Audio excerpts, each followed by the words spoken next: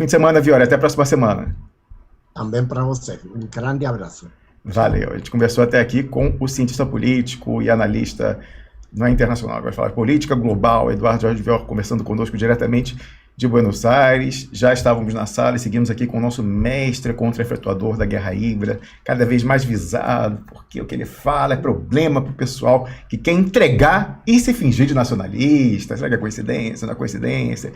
Piero Leiner, algum comentário adicional sobre essa questão, as questões do Vior? A gente já entra em Brasil direto. Lembrando que... Não, vamos, bora tocar o Brasil aí. Lembrando, não tinha comentado ainda, deixa eu ver aqui, o título que eu coloquei é das coisas que você só vê aqui no Duplo Expresso, né? Piero sabe o que eu estou falando. Eu fiquei a manhã inteira, principalmente, desde ontem, consultando colegas de formação meus, né, do direito, mais próximos do que eu, do processo, das coisas, mandei para professores de universidades e tal, e, em princípio, o que eu recebi aqui de volta até o momento em que fechamos a edição, leva a crer que tem um boi na linha, um gato na tuba, uma coisa muito esquisita, inclusive com um silêncio até aqui. Do suposto outro lado, né, o pessoal super teatral, né, que em sessão ao vivo faz, fala, acontece e tal, mas a manifestação concreta, silêncio, né, dos maus policiais com relação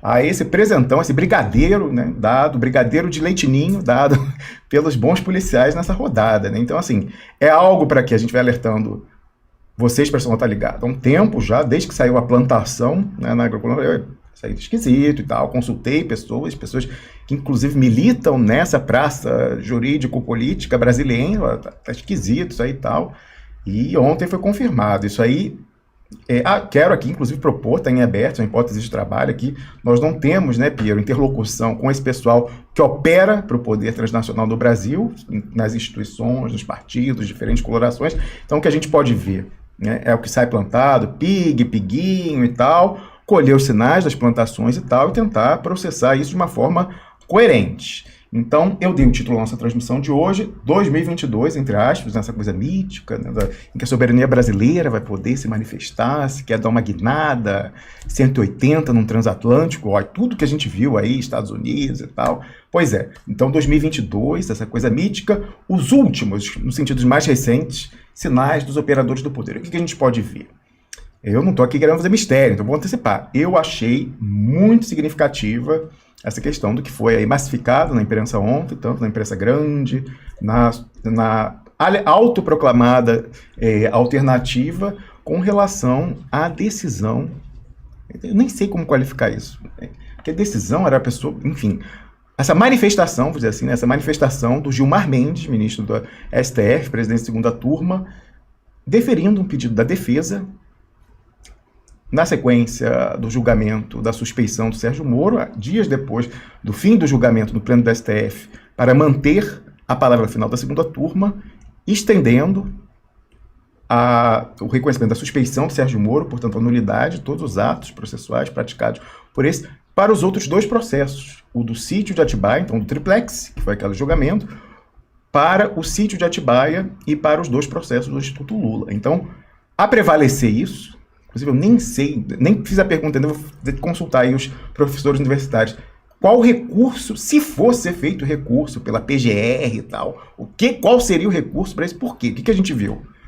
Começou aquele julgamento lá atrás, foi março isso, né, Pedro, essa reviravolta. O Fachin veio com aquele voto derrotado, e aí o Gilmar Mendes, como voto vencedor da suspeição, foi e acontece isso, quando você não é o relator, mas você redigiu o voto vencedor, você vira o relator, né, o redator do acórdão. Então o Gilmar Mendes, apenas porque conseguiu a maioria na segunda turma, vai redigir o acórdão daquela decisão em que a turma se manifestou colegiada dizendo o seguinte: nesse processo do triplex, o Sérgio Moro foi suspeito por isso, inclusive com aquela fantástica reversão da Carmen Lúcia, né? Ela demorou aí alguns anos, mas, né, se convenceu, inclusive com aquela, isso é gravíssimo, excelência, isso é gravíssimo e tal, não sei o quê. Mas isso ele fez porque é presidente de turma, é por isso que ele redigiu... Nada, rapaz, isso que eu estou explicando, não foi isso. O presidente de turma foi o que ele fez a pauta, né? Então isso ele estava sentado com a vista, há anos também, sentado com vista desse processo. Ele não é o relator de todos os processos do Lula na segunda turma é Luiz Edson Fachin. Aí o que aconteceu? Ele estava sentado em cima do julgamento da suspeição do Sérgio Moro há anos, porque ia perder, né, iam decretar que o Sérgio Moro não era suspeito na outra composição, lá quando tinha o que saiu aí antes. Né? Quem era? Era o Celso de Mello, sei lá, quem era. Aí que saiu, aí esse pessoal, ele sentou em cima, ficou anos e anos sentado em cima do processo. Aí ele é o presidente da turma, então ele estava com o processo em vista e ele faz a pauta como presidente. Aí ele plantou aí e tal, e deu sinais lá da Rádio Corredor falando, vamos pautar nesse início de ano a suspeição, não tem mais e tal, já teremos a maioria. Aí que foi aquele movimento do Fachin, dizendo, então não vai ter julgamento, porque eu reconheço aqui que o Sérgio, pegando lá um dos habeas corpus 1000 da defesa do Lula, eu reconheço que o Sérgio Moro não tinha competência territorial e tal, não sei o quê, então esse processo e os outros, de que eu sou relator, porque eu sou o Fachin, o juiz natural, lá da segunda turma do processo, eu vou mandar tudo para Brasília e tal. Aí, essa discussão foi para o pleno da questão da competência, mas a do suspeição, inclusive, foram várias questões. Então, essa da competência ganhou no pleno, que é Brasília, por isso os processos foram os 3, mas aí a outra história, esse da suspeição, a outra decisão que o pleno tomou é o seguinte, na história da suspeição, a segunda turma é definitiva e não há recurso para o pleno. Né? Repetindo a jurisprudência, para o que quer que valha, né? Quando convém, segue, quando não convém, inova sem problema nenhum. Então, a decisão, o que foi, né, chancelado ontem, não foi que o pleno do STF considerou o Sérgio Moro suspeito. Não. O pleno do STF, por maioria, disse o seguinte, quem define se é ou não é a segunda turma. Aí, lá atrás, quando tinha saído dessa decisão da segunda turma, a defesa tinha interposto um recurso muito exótico, assim, para tentar, assim, inusual, digamos assim, dizendo o seguinte, não, a gente pede, então, a quem vai redigir o acórdão desse julgamento do colegiado aqui da segunda turma, que estenda a suspeição do Sérgio Moro para os outros processos. Então, essa que foi discutida longamente, tal, no triplex, que seja estendida para o sítio e para os 2 processos do Instituto Lula, porque é a mesma pessoa, era ao mesmo tempo, então, Sérgio Moro, Lula e tal. É verdade? É verdade. O Sérgio Moro é suspeito no triplex, é suspeito em tudo? É verdade. Agora, o que foi pedido via extensão do habeas corpus, aqui passamos amanhã, aqui consultando pessoas que foram olhar a jurisprudência, inclusive do próprio STF, caso, inclusive, tem um aqui que me mandaram do José Dirceu, né, nesse caso e tal, uma decisão reverteu tudo. Por quê? É um artigo que tem do Código de Processo Penal que fala de extensão de habeas corpus.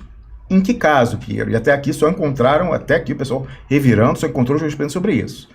Olha, alguém cometeu um crime, aí 2 pessoas, o réu, o corréu, e aí a defesa de um dos réus conseguiu um habeas corpus, e aí o que esse artigo do Código de Processo Penal fala? Olha, então, se o habeas corpus foi concedido para o corréu também tem que ir, se você tem as mesmas situações e tal, então também tem que beneficiar.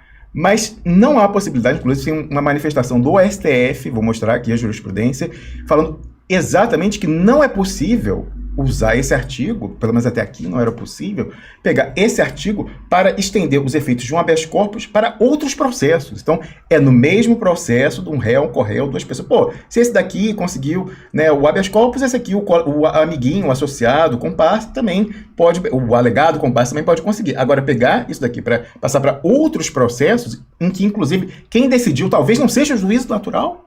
Nesse caso, por exemplo, olha, eu juro, assim, de tudo inusual, Piero, é o seguinte, essa questão não foi discutida no julgamento. Ninguém falou disso durante o julgamento. Se, por exemplo, a Carmen Lúcia, ela considera que foi suspeito também dos outros e tal, não sei o quê, não foi discutido. E aí você pega, na hora que já terminou o julgamento da liberação, aí quem vai redigir o acórdão. Então, em tese, essa pessoa está redigindo, relatando o que passou, o que já passou. Aí inova, dizendo, não, inclusive está estendido para os outros processos e tal, de que ele não é relator e que estão lá em Brasília, já na primeira instância e tal, depois da decisão do pleno do STF. Aí o que me estranha muito? Primeiro, isso foi anunciado via Agrocoluna, Agroplantação lá atrás. Eu de lá, né, achei esquisito aquilo. Falei, pô, mas como assim? O Gilmar Mendes só conseguiu pautar essa história porque ele estava com pedido de vistas do habeas corpus do triplex e porque ele preside a turma.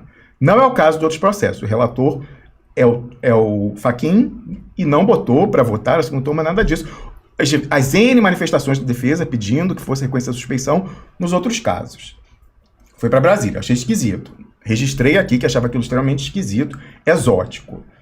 Aí, chegou agora, de novo, aqui que eu acho exótico em cima de exótico. Todo o pessoal que faz e acontece, tá em silêncio, né? Então, Marco Aurélio... Deixa eu perguntar.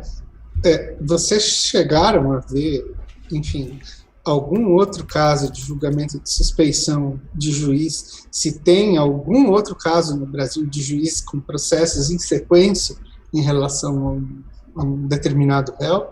E como isso foi elaborado? Do que foi encontrado nessa busca aí da manhã, Piero, ninguém encontrou nada remotamente parecido com isso, porque também é um caso, assim, né, está fazendo a jurisprudência no Brasil, né, a Lava Jato, aquela quantidade de pessoas e tal, e processos e tal, é uma coisa que realmente é difícil encontrar um paralelo anterior. Agora, ninguém encontrou nada parecido, pelo contrário, né, encontraram aquela manifestação lá do Toffoli, deixa eu pegar aqui para já mandar, peraí, ó.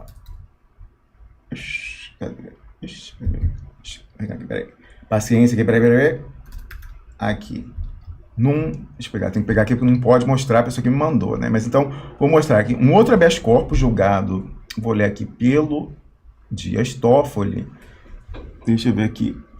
Em 2017, salvo engano, em que ele fala justamente o seguinte, ó, aspas aqui, depois eu mostro aqui o print. E dou o número do habeas corpus 137728. Aí tá dizendo o seguinte, ó. A segunda vem à tona quando se invoca essa história de extensão da decisão num habeas corpus, o que foi pedido e foi deferido pelo Gilmar Mendes ontem, para outros processos que não foram objeto de análise pela Corte. Não, paralelo, isso aí é uma coisa de 2017, outros polos e tal, mas o que a gente está pegando aqui. Então, não foi a Corte não se manifestou lá na segunda turma sobre extensão, não foi, então... E isso aqui, ó, o que denuncia engenhosa fórmula de transcendência dos motivos determinantes com o propósito de promover diretamente por este Supremo Tribunal Federal, ali quem está escrevendo, dizendo isso, é o Dias Toffoli, a análise per saltum do título processual expondo a risco o sistema de competências constitucionalmente estabelecido, ou seja, juiz natural. E aí, por isso, ele indeferia isso daí lá atrás. Agora, foi exatamente...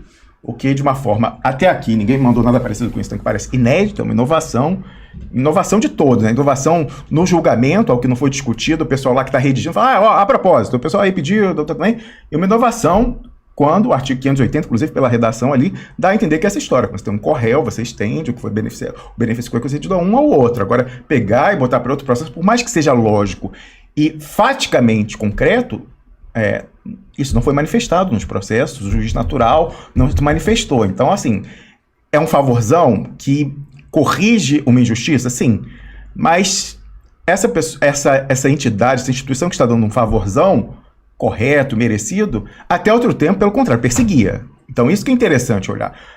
A lei, os códigos, a jurisprudência, é a desculpa, a forma visível de decisões e acertos políticos que passam por baixo. Então, o que salta aos olhos aqui? Uma instituição que até outro dia praticava o lawfare, denunciado pela defesa, corretamente, lembrando que no livrinho lá do Zanin, com o Rafael Valim, está dizendo que o lawfare não se resolvia no processo e tal, não sei o que, não se pode resolver, combater o lawfare apenas no processo. A instituição que perseguia está fazendo um favorzão, assim, um jeitão, não um jeitinho, um jeitão, para zerar esses processos. Aí o que me salta, então? Primeiro tem o exotismo do pedido, o exotismo da manifestação de ontem. O que me chama a atenção, Piero? Não vi, fui consultar hoje de manhã o perfil do Sérgio Moro. Ele lá registrou. Muito obrigado, Barroso, Marco Aurélio Mello e tal, lá na novela aí, transmitida na Rede Nacional dos últimos dias. E o Sérgio Moro... tem que ser eu, Piero. O Sérgio Moro, isso aí tá cantado em prosa e verso desde março, plantado na agrocoluna lá da Globo, pela defesa. Vamos pedir isso, e o Gilmar vai decidir se vai ou não vai nos próximos meses e tal. Então, assim, já estava plantado no radar, mesmo que não tivesse, né? Esse pessoal todo é formado em direito e tal, né? Mesmo, inclusive o Sérgio Moro é da área, praticava na área e tal. Ninguém achou esquisito, então não vi até aqui. Por favor, você que está nos assistindo, procure aí ver se de repente tem me escapado. Uma manifestação do Luiz Edson Fachin, do Luiz Roberto Barroso, do próprio Marco Aurélio Mello, que disse que o Sérgio Moro é um herói, do Deltan Dallagnol. Não vi ninguém falando essa história, olha, muito esquisito de uma mente ter feito isso, não é o propósito, não é o objeto desse artigo do Código de Processo Penal, não existe, pelo contrário, tem essa uma pesquisa aí da manhã apenas, já encontraram uma manifestação em sentido oposto de um ministro do Supremo Tribunal Federal, o Dias Toffoli, inclusive muito próximo do Gilmar Mendes. Então, eu vou até ler aqui uma coisa que eu quero que não soe cabotina, mas mostrando o exotismo disso. Que ele falou? O Toffoli? Que não pode isso, você por via pedir essa extensão para pegar outros processos. Tá? Que depois eu mostro aqui direitinho o processo e a transcrição tentando traduzir, porque é sempre daquele juridiquês que, infelizmente, é difícil para a pessoa não iniciada compreender. Mas eu achei interessante o seguinte, né? Queria ler aqui, tentando só o menos cabotino possível, mas é para mostrar como é esquisito. Porque, gente, quantos centenas de milhares, não milhões de pessoas têm formação jurídica no Brasil? Pessoas, inclusive, que praticam na área do direito penal e processo penal. Pessoas que militam nesses tribunais. Pessoa que até outro dia acontecia no processo penal do Brasil, que é o Sérgio Moro, exilado em Washington, Deltan Dallagnol e tal. Ninguém ocorreu. Então, eu achei interessante um colega aqui, né, um membro da nossa rede, dizendo o seguinte, cara, mandei para você isso, né, Piero, mais cedo. Cara, é realmente impressionante isso. Você, Rômulo de Maia, do outro lado do mundo, é que tem que cutucar as coisas? Mandei esses questionamentos aí que você fez para alguns contatos. A interpretação, por enquanto, tem sido essa daí, sobre a inaplicabilidade, nesse caso, de ontem, do Lula, Gilmar Mendes, pegando, estendendo para outros processos, o artigo 580 do Código de Processo Penal. Então, assim, saiu plantado na imprensa lá na altura, teve, né, desdobramentos ao longo do tempo de plantação, o Gilmar Mendes está sinalizando que vai, não vai e tal, saiu finalmente. E ninguém, os maus policiais, estão de férias, de repente, Piero. E eu acho isso tudo muito esquisito. Aí, o que me leva, assim, o que eu posso tirar daqui? Das leituras que a gente tem. Sai também no Estadão, e você mandou o print nessa pesquisa, daí, dando Lula eleito no primeiro turno disparado, né, 50 e tantos, e com quase 30 pontos de diferença para o Bolsonaro. Real. Essa pesquisa é desse instituto que é o IBOP, né? Enfim, fecharam o IBOP, ele retornou como esse instituto aí. Então, certo. Até onde a gente sabe, enfim, ligado à Globo, sei lá. Certo. E teve uma segunda também, hein? Certo. Uma outra pesquisa. Depois você fala agora. Certo. Mas então, por que eu coloquei aqui no título? Os últimos sinais dos operadores do poder. Sem nenhuma alteração na correlação de forças, a gente viu os algozes, que passavam por cima do direito, da jurisprudência e tudo, para perseguir Lula, passarem a mães, né? Dando aí uma inovação do direito e tal. Aí você fala, é o Gilmar Mendes, porque ele era o cara persecutório da Lava Jato, que impediu a posse do Lula, né, na história lá do Bessias, mas aí ele viu, que perigo e tal, não sei o que, e virou 180, então é uma coisa sozinha dele. Pô, muito conveniente. Essa foi a narrativa vendida pela Globo hoje cedo. Não me surpreende. Então, assim, muito conveniente. Foi o Gilmar e tal, não sei o quê. Agora, o silêncio dos maus policiais, o Barroso, o Fachin, né? O pessoal fez um bonito, lá no julgamento, mas agora no concreto, todo mundo em silêncio, fala, porque eles não querem antecipar voto. Bom, a primeira vez, né? Agora, a PGR diz, vou recorrer e tal. Da última vez, quando aconteceu isso, a PGR, no mesmo dia, já não soltou, vamos recorrer e tal, não sei o quê. Cadê a Procuradoria-Geral da República? Não sei até que recurso que seria cabível nessa história de a pessoa aumentar o escopo na redação do acórdão, enfim. Mas pode ser ignorância minha, já que eu não sou da área, mas todo mundo que eu consultei também está achando super esquisita essa história. Então, o que a gente pode ir lá concretamente? Sem nenhuma mudança na correlação de forças, quem estava perseguindo... Saiba.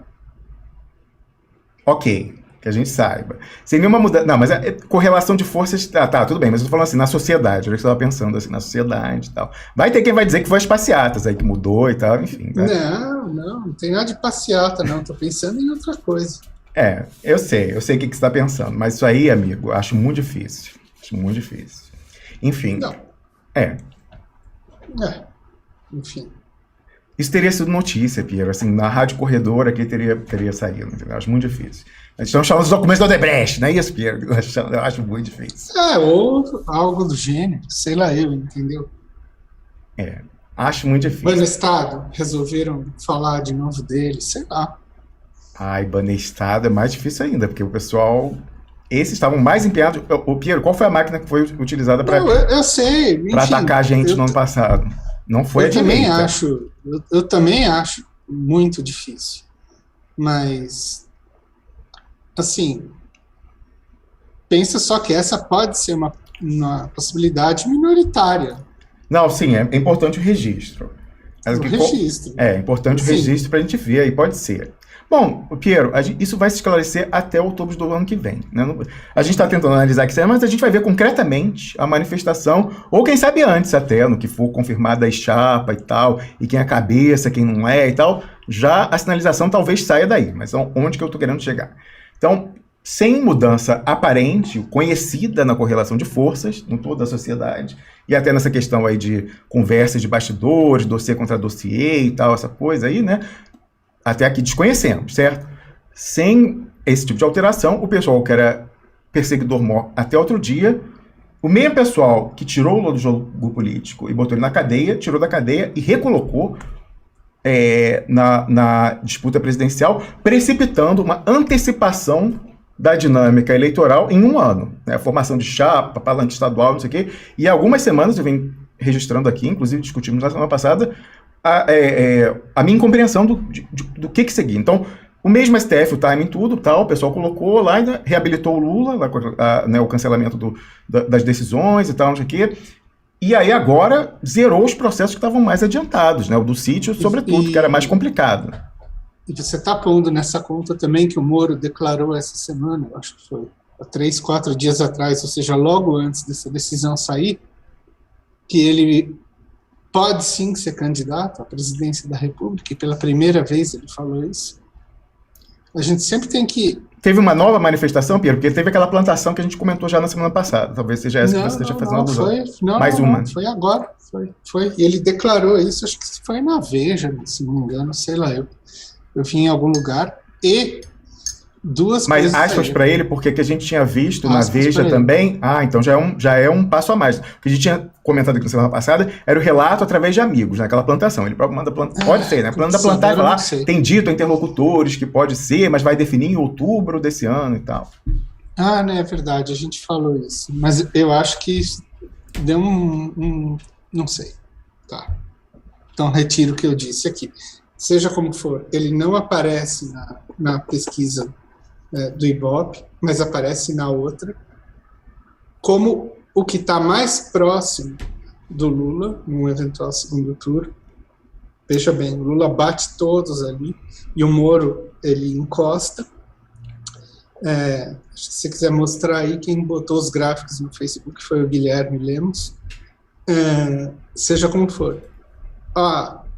Vamos dizer assim, a desestruturação do Moro juiz favorece o Moro político. A gente tem que levar isso em conta também. Hein?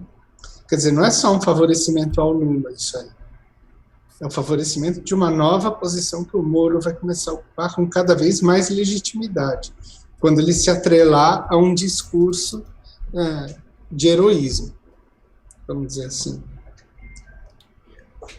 Lembrando o seguinte, Piero, a gente veio aqui anotando a condução desse processo para tentar repetir em 2022, 2018.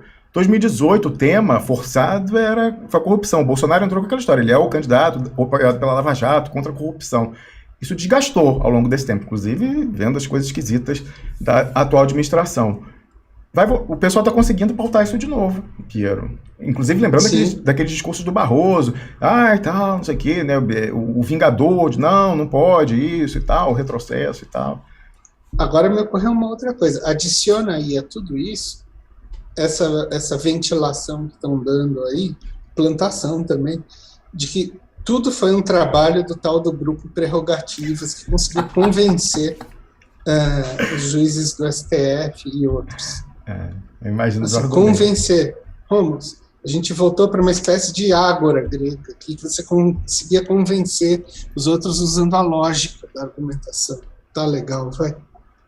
Não, com um timing fantástico, assim, né? O timing de quando, né, dessas mudanças de comportamento. Aliás, vamos fazer aqui uma divulgação, né? Uma divulgação, porque afinal, é justamente nesse grupo Prerrogativas que tem a sua live lá no 171, mas dessa vez vai ser, não sei se é sempre isso, mas vai ser replicada por praticamente todo o piguinho vermelho em pool, vai ser amanhã essa super live, Olha só que coisa fantástica, Piero. Tava o banner aí já sendo divulgado desde a semana passada. Me mandaram um print que eu achei, não, só pode ser fake. Mas olha só, super sábado do Prerro, né? O pessoal íntimo, mas chama de Prerro, esse grupo prerrogativo. Aqui, ó. Amanhã, 11h30, sábado 26, Luiz Roberto Barroso, ele que é o homem do Dallagnol, da Lava Jato no STF, né? O refundador da República, vai a esse grupo falar de voto impresso. E aí o subtítulo aqui, ó, quer dizer, acho que é o título da live, ó. Voto impresso, 2 pontos. A cloroquina eleitoral. Cloroquina eleitoral. Então o pessoal agora já pulou do garantismo, porque ganhou, né? Essa aí convenceu, então já tem que ir para a próxima pauta. E agora já é a história da impressão do voto, Piero. E aí quando eu vi isso aqui na semana passada, não acreditei. E aí comentei o seguinte, ó. Então uma digressão aqui, mas para você ver, é isso aqui que você está vendo mesmo. Esse grupo, Prerrogativas, vai levar como grande convidado uma super live, tá aqui os íconezinhos, ó, vai ser retransmitido pela TVT, Poder 360, GGN, DCM, TV 247, Fórum. Amanhã, ó, uma super live.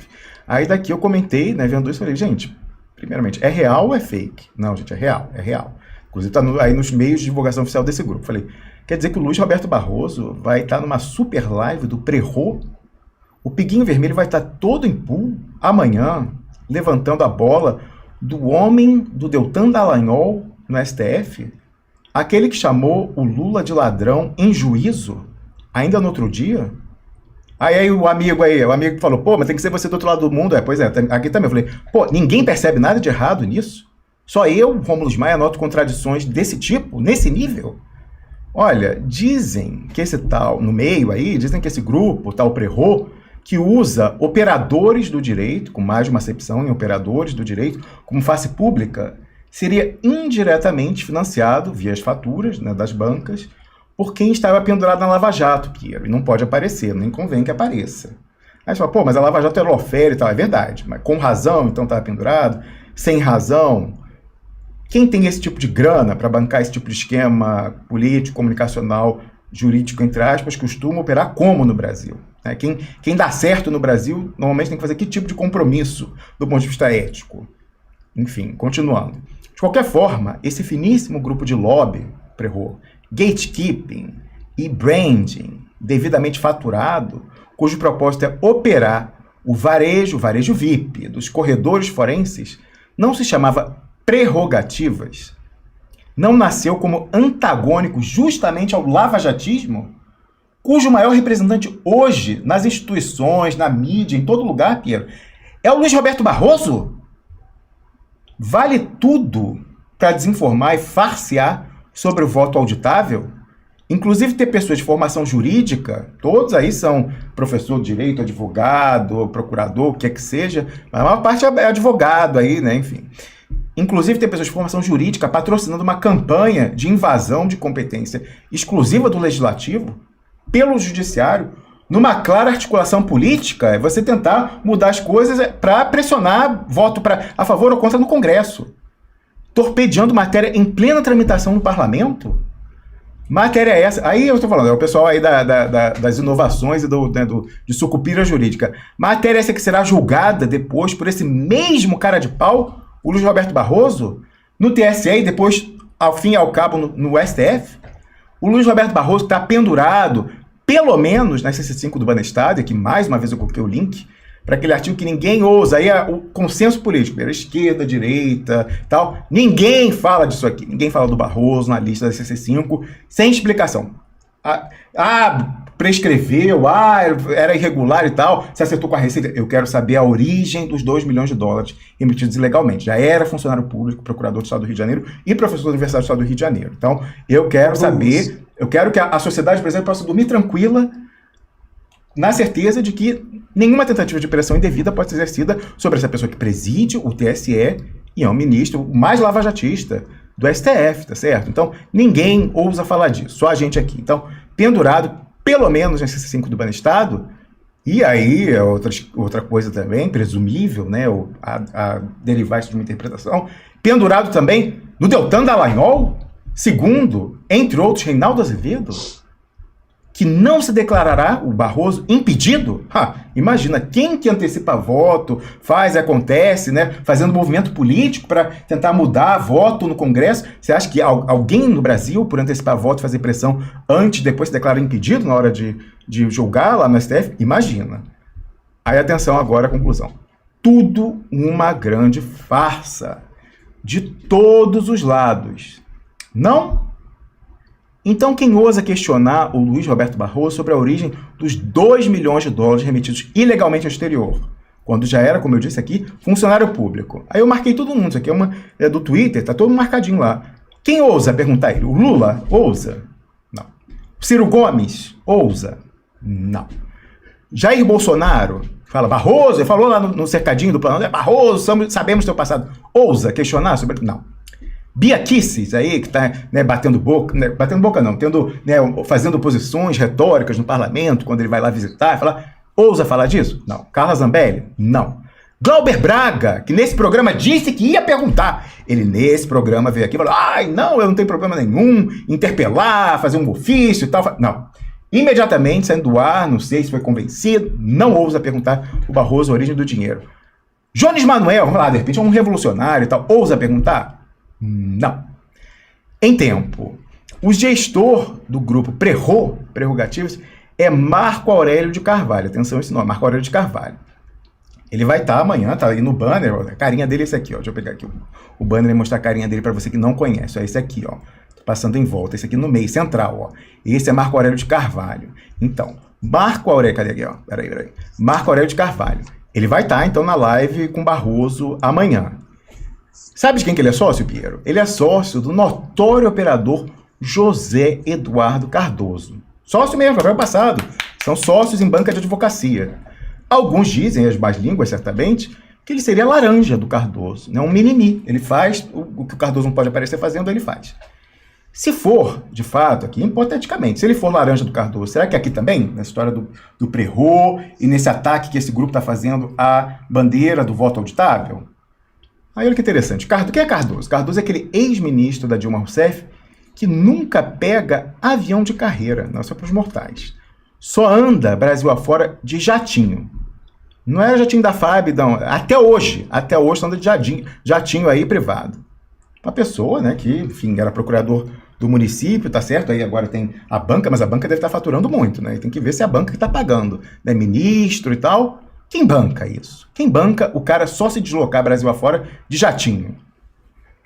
Curiosamente, o José Eduardo Cardoso, um burocrata, sem base eleitoral discernível na sociedade e no próprio PT, sempre chegou nas cabeças, nas listas proporcionais do PT. Primeiramente lá no município de São Paulo, depois para deputado federal. O PT, Piero, quer você goste do PT, não gosta do PT, quem está nos vendo, é o partido de massas, o que mais se aproxima disso no Brasil. Cheio aí de sindicalista, líder de movimento social, pessoas com densidade eleitoral. E, no entanto, Cardoso, esse burocrata apagado, sempre chegava na frente da lista proporcional, garantindo o mandato na frente justamente de sindicalista, líder de movimento social, etc. Chegava na frente na maquininha positiva e operante. Será que tem a ver? Esse ataque aí do mimimi dele, via prerrogativa, chamando o lavajatista para o grupo Prerrogativas, que nasceu supostamente para denunciar o lavajatismo? Ora, minha gente, sem ingenuidade ou tergiversação aqui. É bem simples. Por que tanto esforço e tantos meios para desinformar a sociedade sobre a auditabilidade do voto? De forma tecnicamente, entre aspas, tão tosca, vindo de gente nada republicana. É tudo uma grande farsa. E aqui eu vou citar, sim ou não sei, Gleisi Hoffmann. Jogo pesado. E as tags, Piero Line, Dossiêcracia Transnacional, Rato Rei, voto impresso auditável já, Navalha Expressa.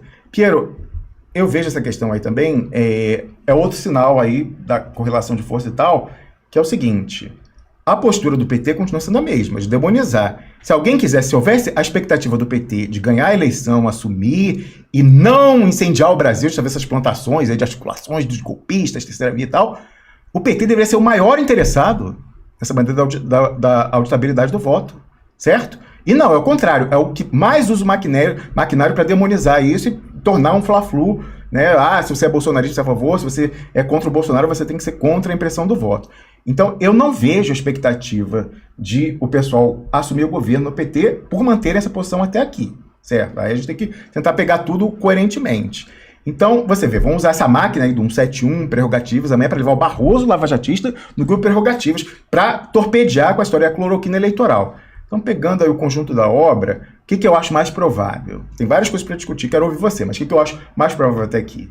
Que aquilo que a gente falou lá atrás, quando teve essa reabilitação do Lula e essas coisas esquisitas, é o seguinte: por algum motivo, a gente lá atrás achou o seguinte, não, o pessoal vai guardar e na hora H, caso necessário, eles vão convalidar toda a instrução do sítio, tal, condenação, confirma rápido e tal, e suspende de novo os direitos políticos, ou mesmo, quem sabe, pela sinalização de que haverá essa condenação, mesmo antes que saia a confirmação do segundo grau, que é quando passa a incidir efetivamente a lei da ficha limpa, aí já vai começar o pessoal no PT, né, o próprio entorno do Haddad, tão próprio, como falou no Flow, dizendo que não, a gente aprendeu com a experiência de 2018, então não pode deixar a substituição para a última hora. Eu só fui candidato 20 dias, né, e por isso não deu para ganhar a eleição. Então, dessa vez, desde o início, se a sinalização for, né, de nuvens na esfera jurídica, é melhor passar o quanto antes e tal, para transposição de votos se fazer. Para o pessoal eu achava que ia ser por aí, mas eu estou achando que nem isso vai ser preciso. Né? Eu acho que nem isso vai ser preciso. Eu não me surpreenderia, lá atrás estava achando que era isso, então essa ameaça, confirmada ou não, de inabilitação no judiciário. Mas talvez o acordo tenha sido feito de uma forma, mas lá atrás a gente ia dizer, de alguma forma, parece, a gente aqui aposta, né, que, como mais provável, que o Lula não seria candidato. Na hora H ia ter algum impedimento e ia passar o plano B mais uma vez, reprisando então 2018.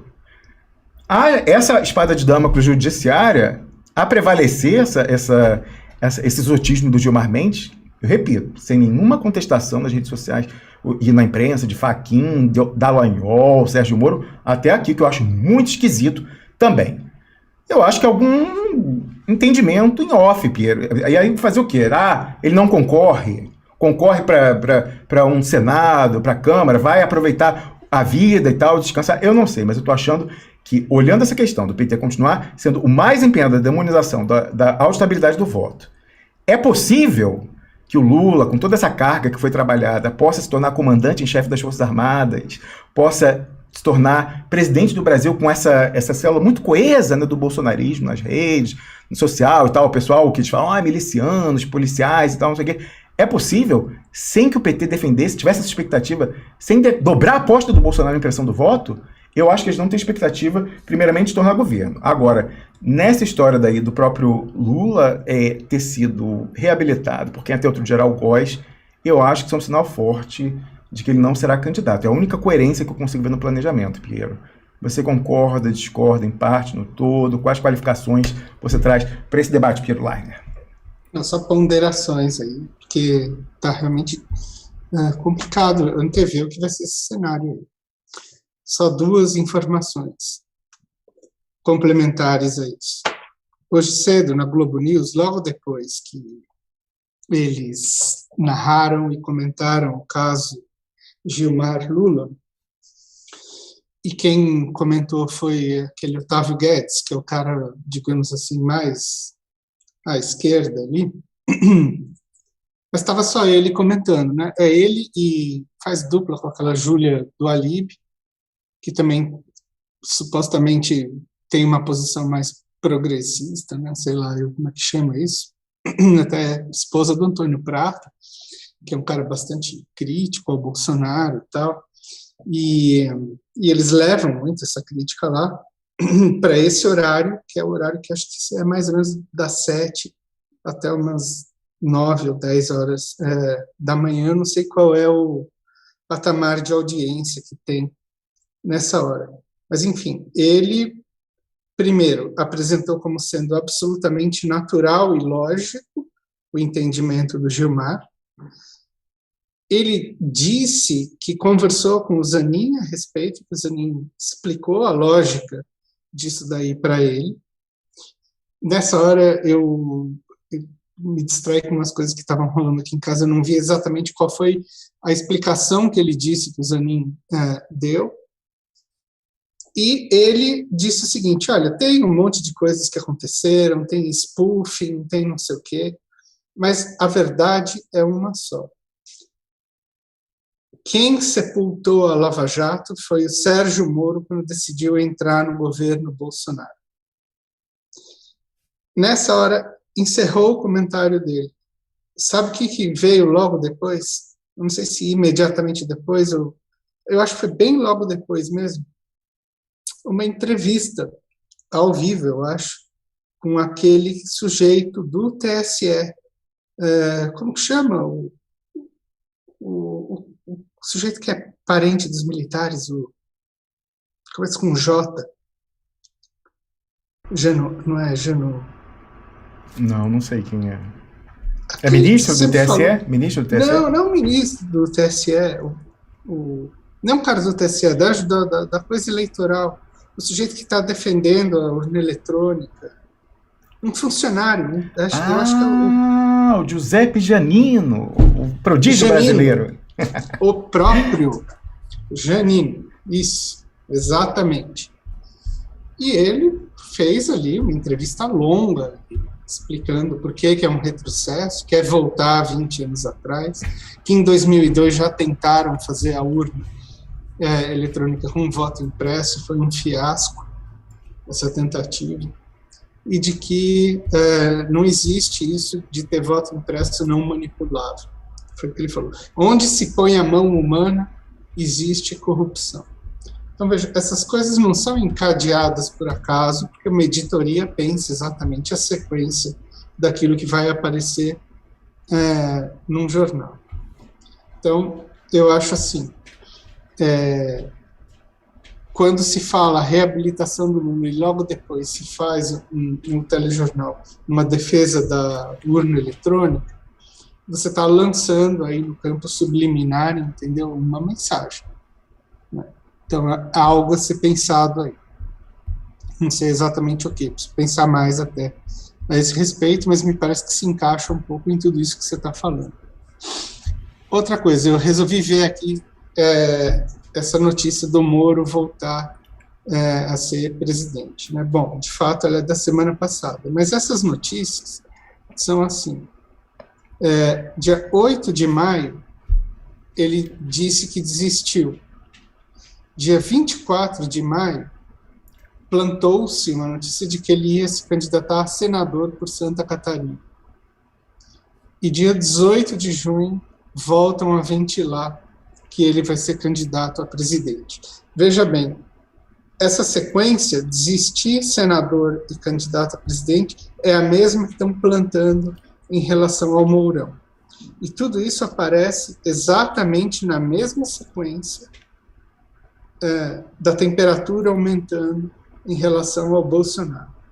Aí, assim, uma semana ele está como absolutamente forte, a CPI vai terminar em pizza, agora já é absolutamente claro para todo mundo que o governo dele acabou. A notícia que estava sendo ventilada hoje, agora à tarde, era de que o Centrão já está zarpando do governo. Claro para todo mundo, algo que você não subscreve, que o pessoal está vendendo agora, martelando aí. Nossa, vendem qualquer coisa. Isso aqui é a feira de Acari de informações. Olha, Pedro, eu queria trazer uma informação aqui sobre essa questão aí que o pessoal está dizendo que agora é o Fiat Elba. Quantas coisas já não teve, né? Era a Marielle, era o porteiro da Marielle não, o porteiro do condomínio e tal, não sei o quê. Agora, a bala de prata era essa história do sobrepreço na vacina indiana Covaxin. Bom, eu até dei uma entrevista ontem, que saiu hoje até, pelo aquele Iru Unicinos, e o cara insistiu para ficar falando o que ia acontecer, o que vai acontecer, né? pitoniza, mas Nesse negócio da Covaxin, eu falei, olha, especificamente eu não tenho como dizer o que vai acontecer, né? Tinha acabado de estourar esse negócio, até porque, enfim, essa alegação que o Bolsonaro está dando, de que, na verdade, o documento estava errado, porque tinha um 0 a mais, enfim, é verdade, ele falou isso hoje. Bateu boca com a repórter. Mas olha, pode não ser de todo errado, não. De repente. Pode não ser, agora. Não, e inclusive, se for? De repente, esse 0 pode ter sido plantado. Vou trazer aqui para você encaixar aí o seguinte: ó, o Cesare, a gente tem que ficar desconfiado. No caso, a falta de 0, né? Pois é, a gente tem que ficar desconfiado. Eram 3 milhões e não 300 mil, como estava no documento, doses, como estava no documento ali, e que eles refizeram o documento no dia seguinte e deram a versão certa. Enfim, Pois é, mas agora, isso aí ficou guardado. Se eles corrigiram, eles sabiam. Então, de repente, isso pode ser operado, esse clerical mistake, esse erro de redação depois. é, Olha só, Piero, fala, olha só, vou trazer aqui uma questão para você ver, olha. Então todo mundo saiu dizendo assim, 1000% de sobrepreço, 1000% de sobrepreço, né? Aí olha o que o Cesare olhou aqui, ó. Saiu lá, né, massificado essa semana, inclusive pegou aqui lá do Brasil 171, ó. Ameaçado pelo clã Bolsonaro, Luiz Miranda, né, o denunciante da vez, reage, diz que vai, né, derrubar a República e tal. Aí o Cesare, que tá gato deve estar escaldado... derrubando agora, inclusive, né, nesse exato momento. Não, mas olha aí, ó. O Cesare falou o seguinte, ó, na dúvida... melhor ficar com o pé atrás com esse Covaxin Gate. Fora o overacting, né, o canastrice, né, vários tons a mais na atuação e manifestação dos envolvidos, os principais personagens, o perfeito concatenamento do enredo sugere mais uma psyop, operação psicológica, da Palpatine Productions. Aí eu fiquei pensando nisso, eu estava desconfiado também, né? Porque é um cara do DEM, não, né? Aí eu fui olhar lá o outro lado, né? O que o outro lado estaria falando sobre isso. Aí tem o Kim Paim, que é um influenciador digital bolsonarista, ele repercutiu aqui a manchete, que já saiu do estado de Minas, falando o seguinte, ó, os indianos, né, os fabricantes já se manifestaram dizendo assim, ó, os indianos dizem que o preço da Covaxin no Brasil é o mesmo de outros 13 países.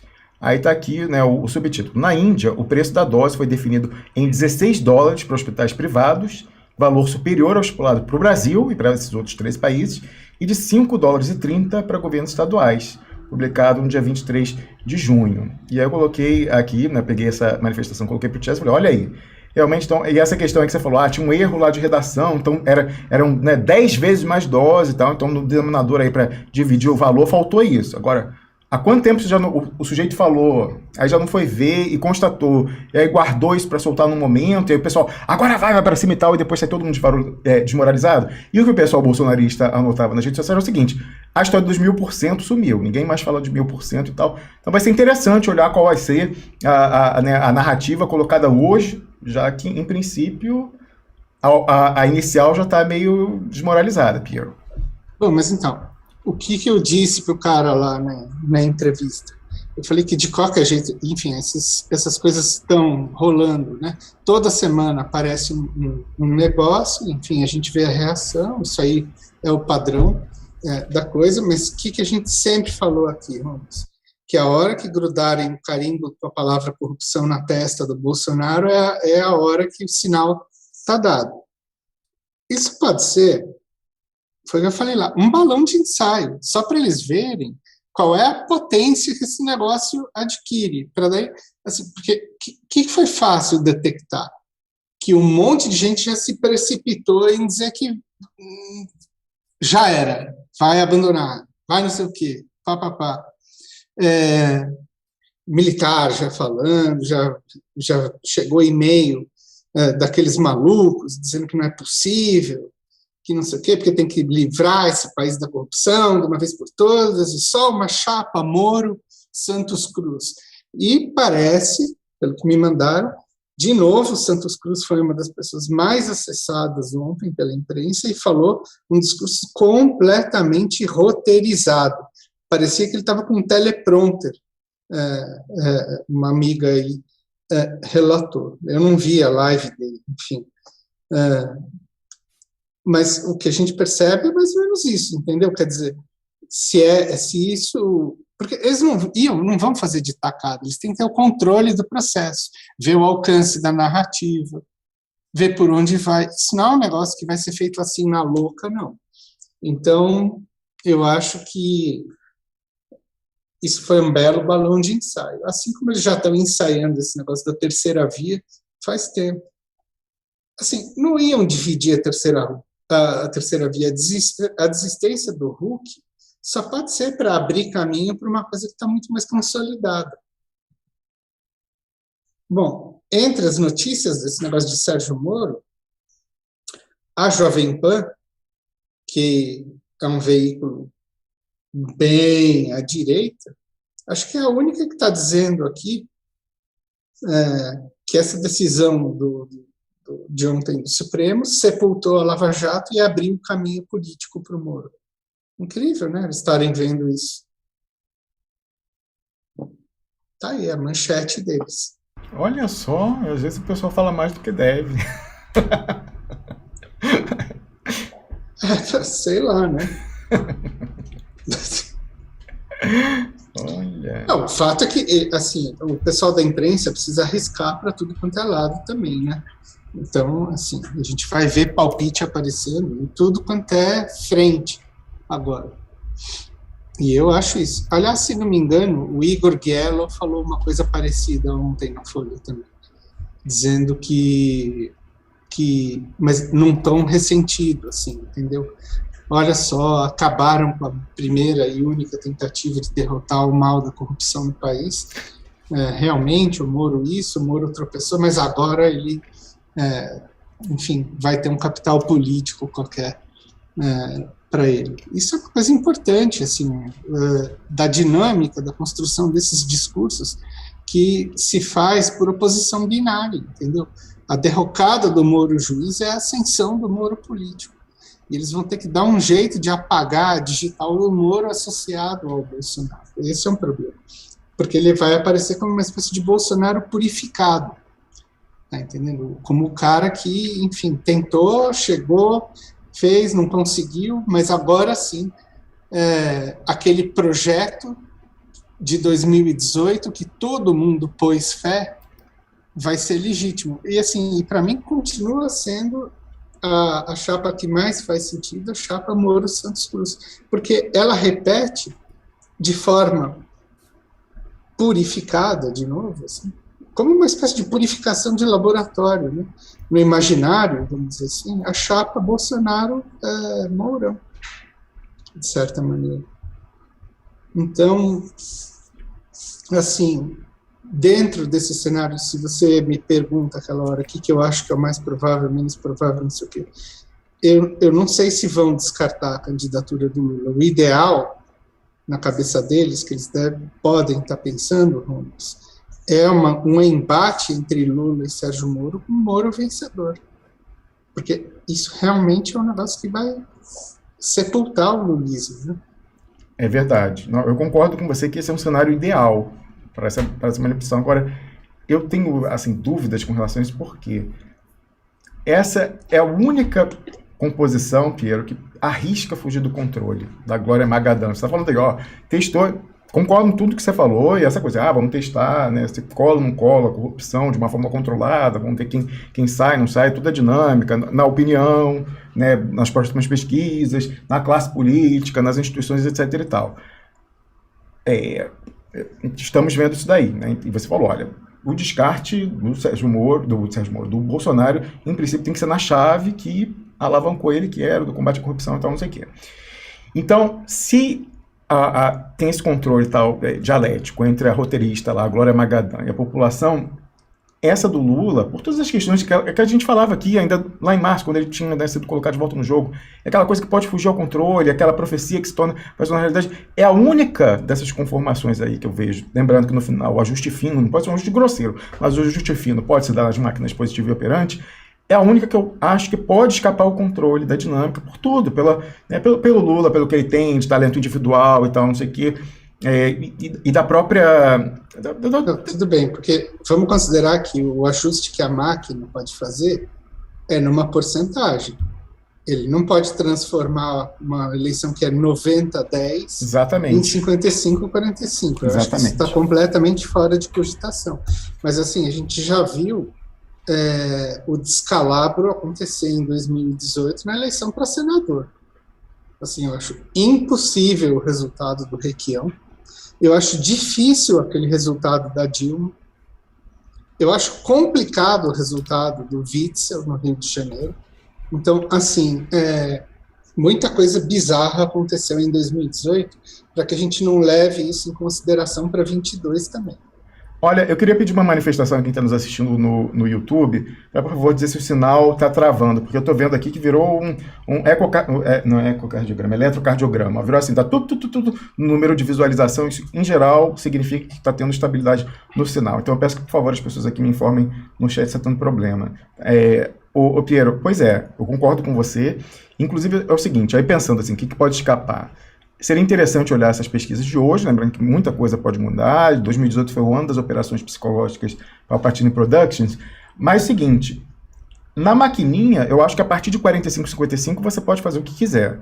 Agora é aquela questão, a partir de 60 a 40 já vai ficando mais difícil. Mais do que isso, então, olha lá, uma disputa Lula-Sérgio Moro pode ir para 70 a 30? Difícil, né? 60 a 40, 55 a 45 e tal. Mas é o mais arriscado. Andrade é jogar em casa. Né? Andrade é facílimo, entendeu? Então, assim, o Andrade falando é o Haddad, mais uma vez é o plano B. Então, tirar o Lula lá, para dizer, tô né, com um probleminha e tal, não, quero curtir a vida, não, acho melhor, o meu nome é rejeição, então vamos colocar um nome aí e eu vou para o Legislativo, ou vou curtir a vida e tal, não sei o quê. Ele sair e botar o Andrade, aí é...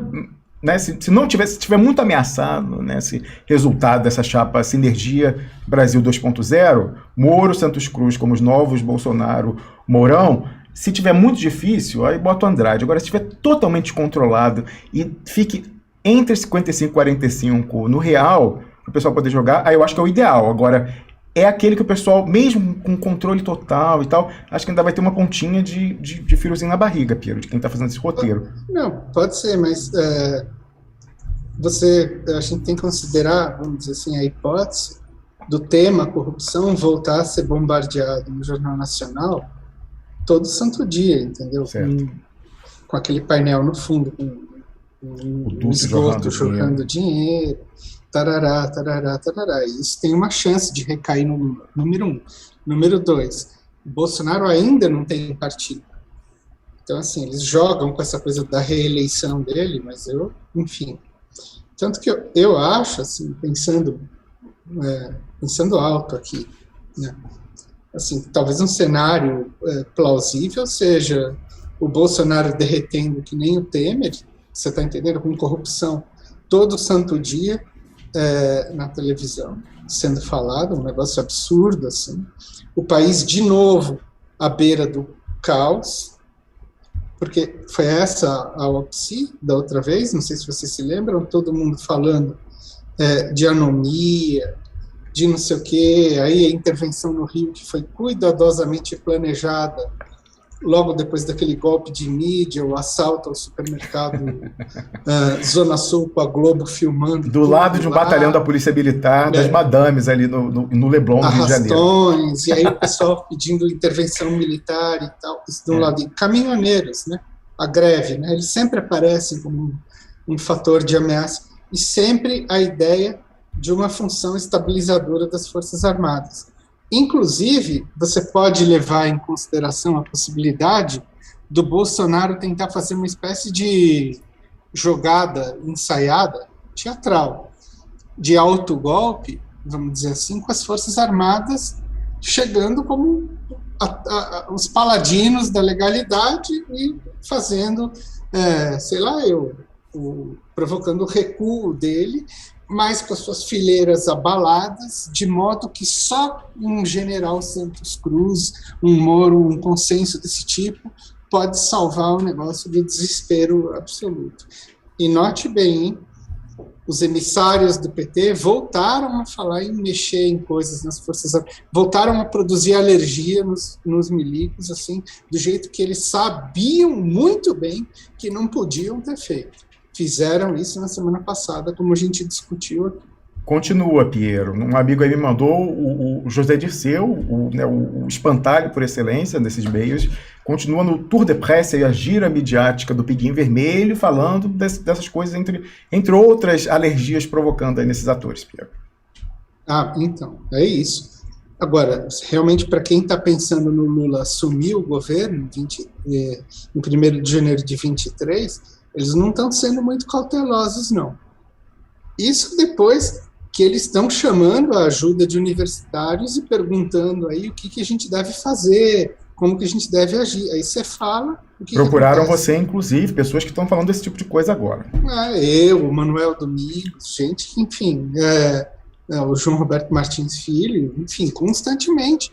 Ele fala, para com esse negócio. Deixa que a gente fala, não é vocês. Entendeu?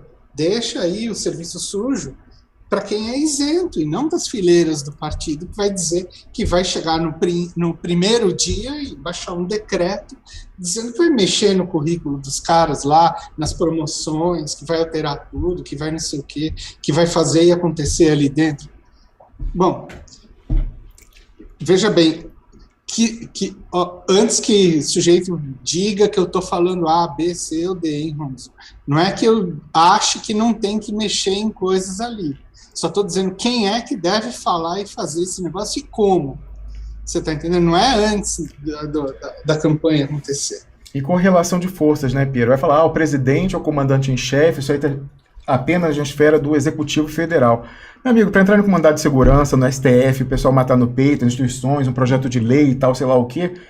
Quem pensa, né, separação de poderes e tal, tá no Brasil, sei lá, de 2000, e se é que teve algum dia, mas pré-2015 e 16, entendeu? Então, a correlação de forças material na sociedade, nas instituições, permitiria algo do gênero? Né? Com a conflagração social, que seria nesse hipotético, que eu, mais uma vez, eu acho muito improvável, e para mim, eu acho que é a prova dos 9. O PT continua sendo o principal instrumento de demonização do voto auditável, eu acho que é o recibo de que eles não têm expectativa de ser governo em 2023, Piero. Bom, ou então,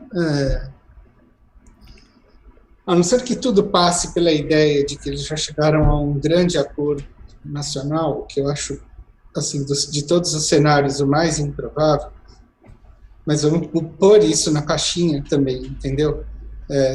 Tão provável quanto, por exemplo, eles terem os mísseis balísticos guardados embaixo da manga e estarem ameaçando todo mundo. E por que isso é pouco provável? Porque não foi usado na hora em que deveria ter sido, como, por exemplo, o documento que você obteve com o Tacla Duran em 2018, né, Ramos? Fevereiro. Sim. Foi, né? Então, assim, isso tudo leva a uma certa descrença, de fato, de que o jogo seja por aí. Mas, enfim, a gente, sei lá, para ter baixado Jesus Cristo ali na frente, falou, olha, sei lá, ou a árvore que pegou fogo ali, o monte do pé Sinai, e falou lá para o Benjamin Netanyahu, dizendo assim, não, o Lula vai ser o próximo presidente, entendeu? Sei lá eu. Biden, mas eu acho improvável.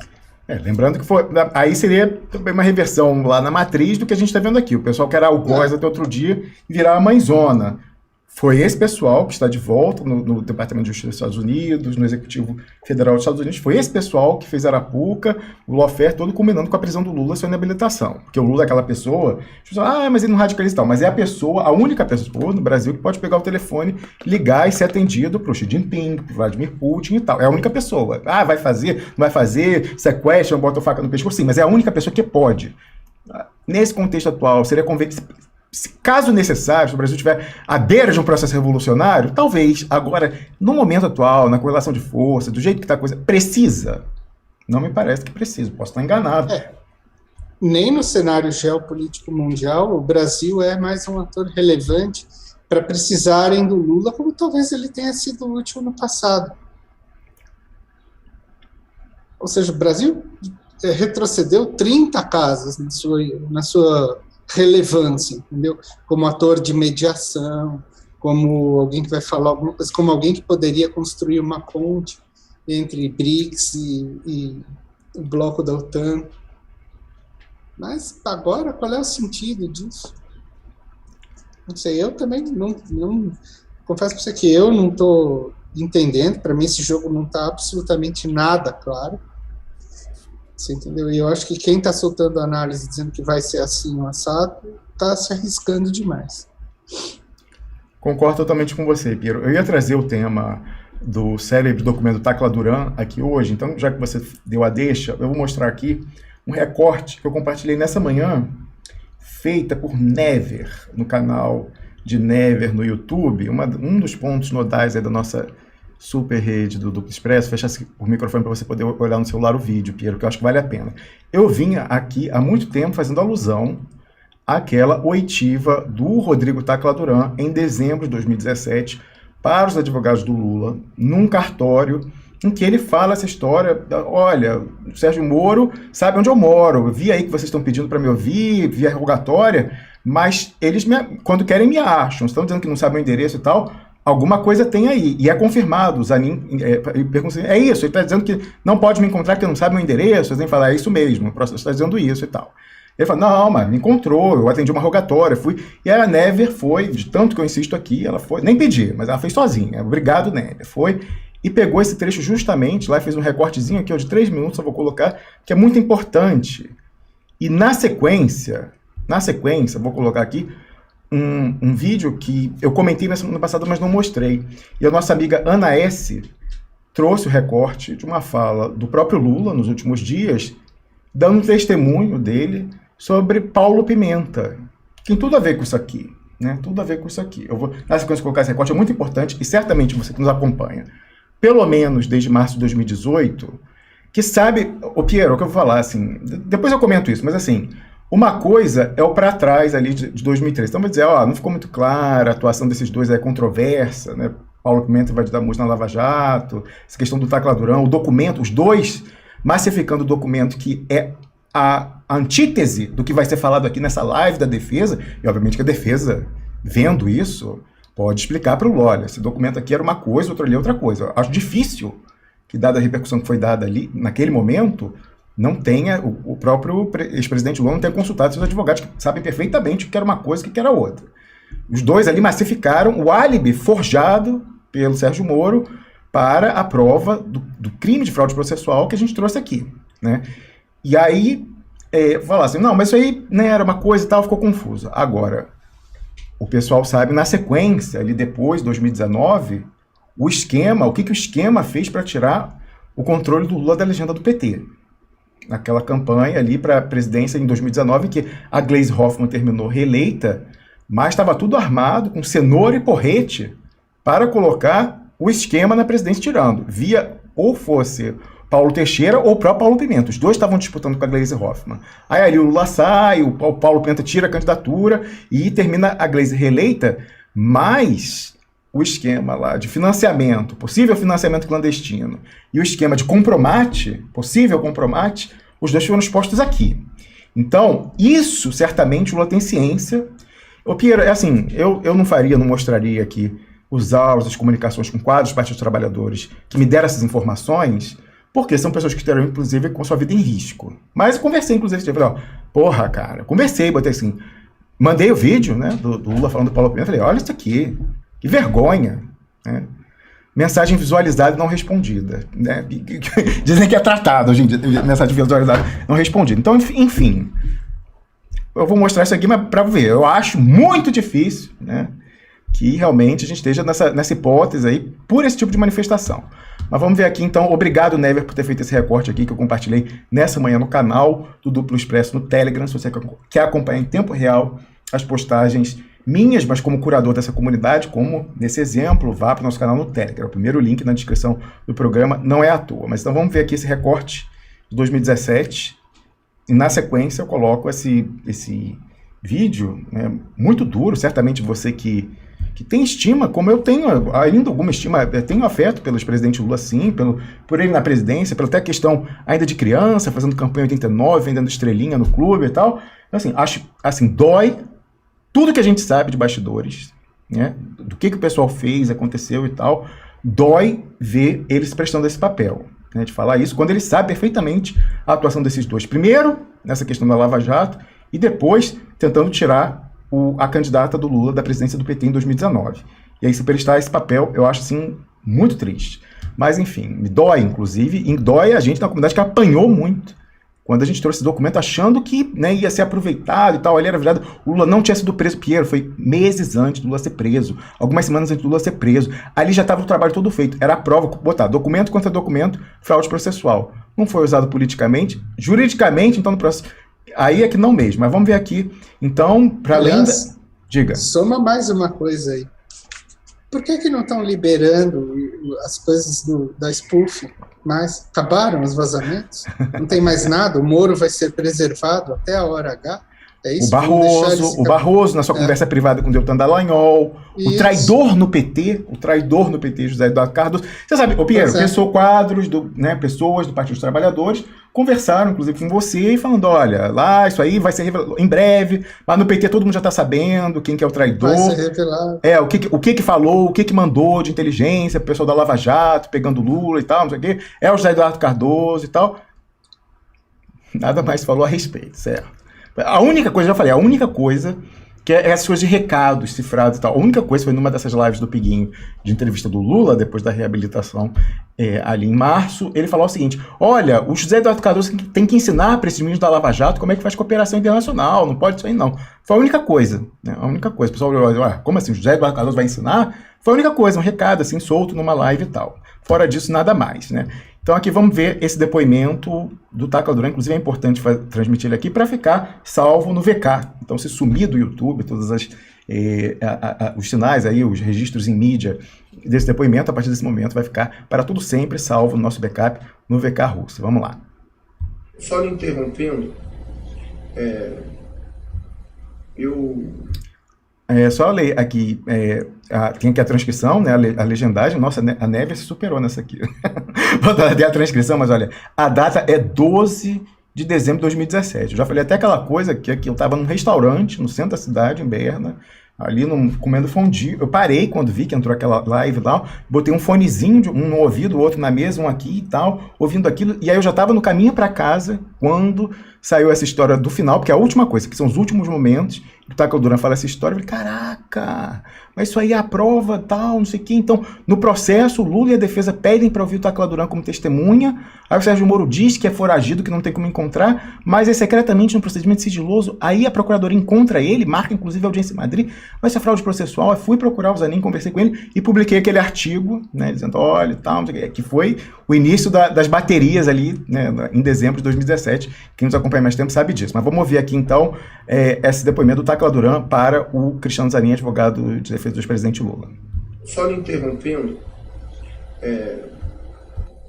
eu tomei conhecimento pela imprensa do seu terceiro requerimento para que eu fosse ouvido como testemunha, e também acompanhei e li pela imprensa que uma das razões da qual foi indeferido o seu pedido foi pelo que porque o juízo de Curitiba, a 13ª Vara de Curitiba, não tem conhecimento do meu endereço, do meu paradeiro ou qualquer coisa do gênero, não é? Exatamente. Foi feita essa colocação também. Primeiro, com todo respeito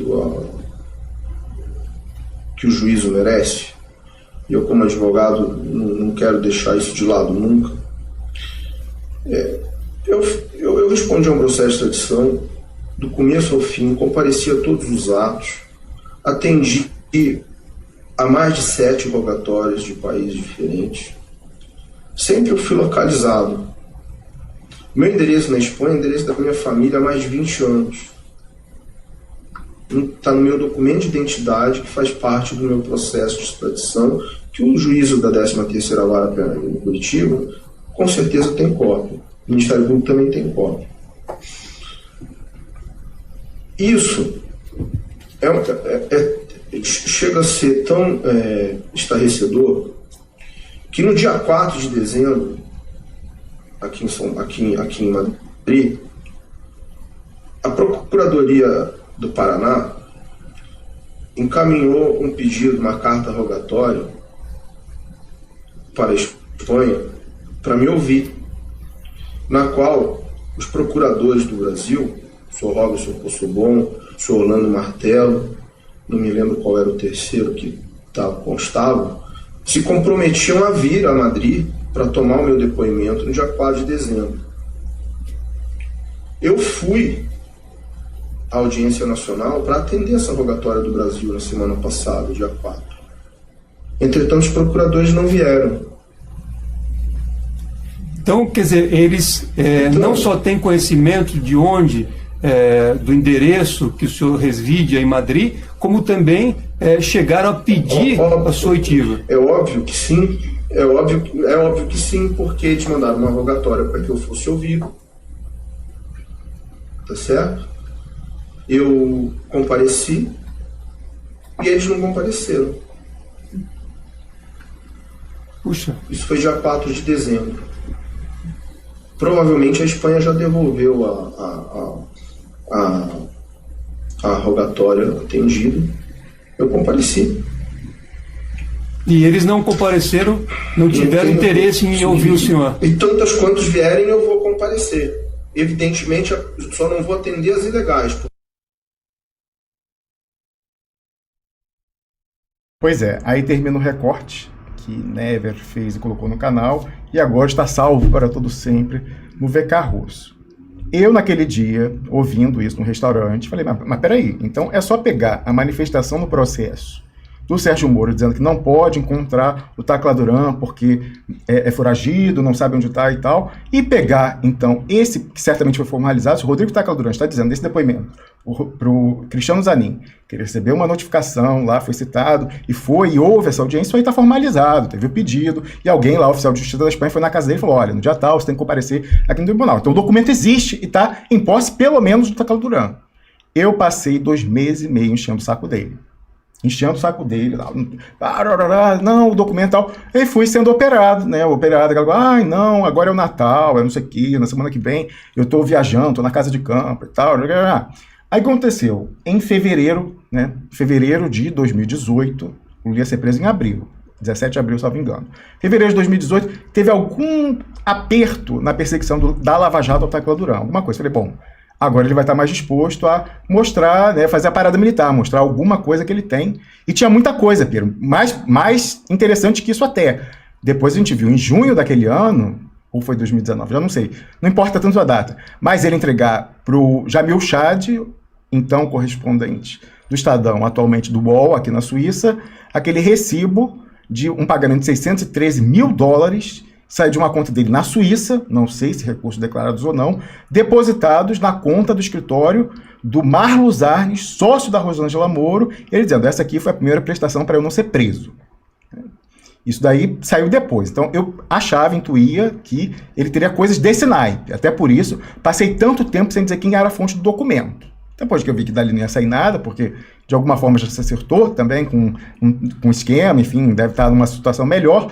Tanto é assim que nada mais saiu, eu acho que ainda deve ter coisa mais interessante do que isso.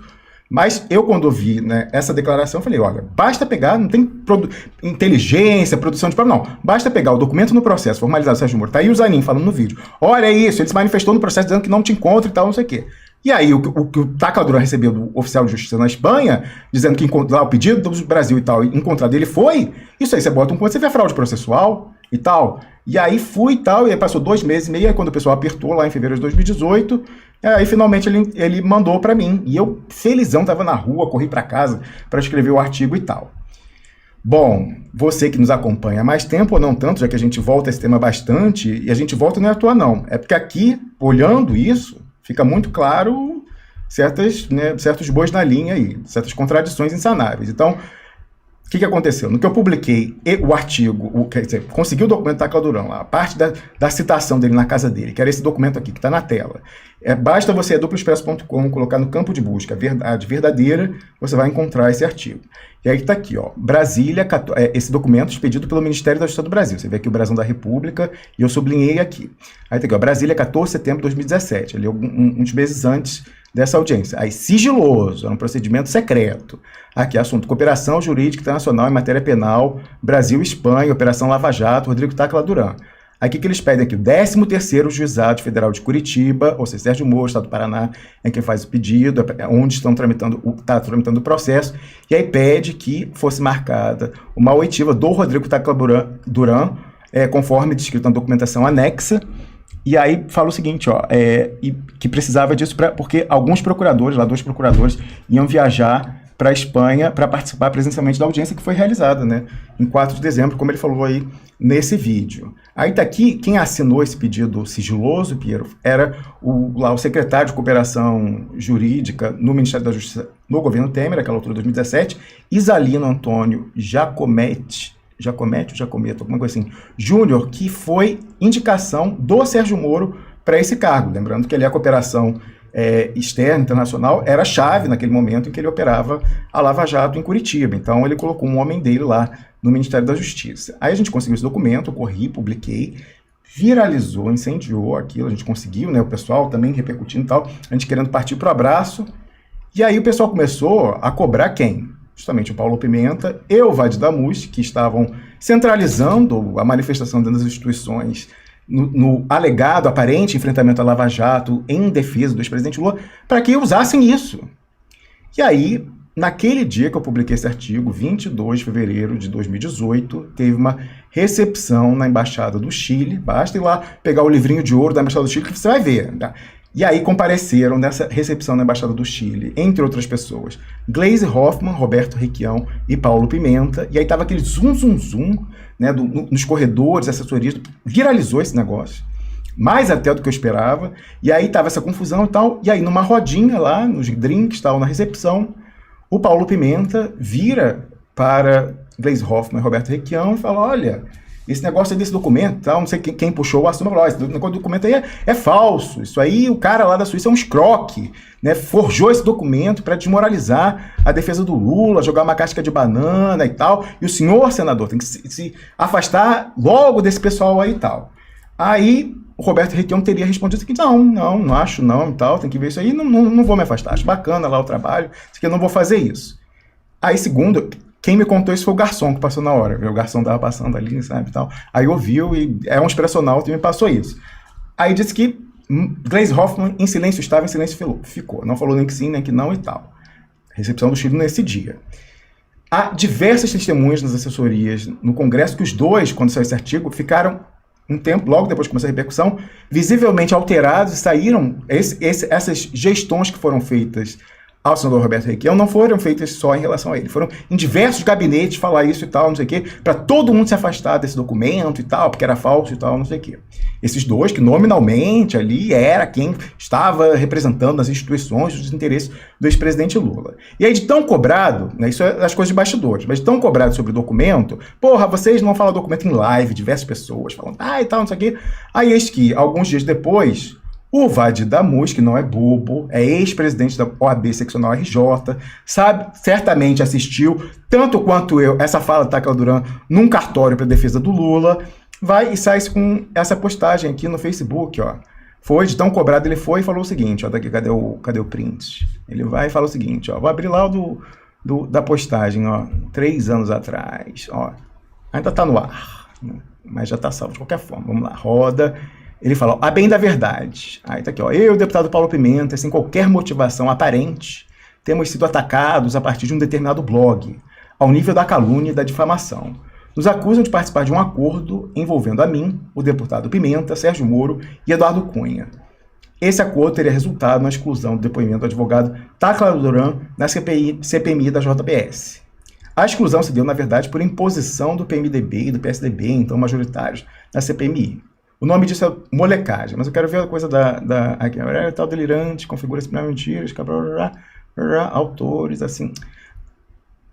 A vontade que eu tenho, às vezes, para eu pegar e soltar o áudio de dirigente do PT com quem eu conversei àquela altura, perguntando sobre esse acerto naquela CPMI, para tirar a menção a Tacla Duran e o depoimento dele ali, falando: isso aí é dos dois que fizeram e tal, não tem orientação do Lula, não tem orientação do partido e tal. É a vontade que dá, sabe? Pegar e mandar tudo pro caralho.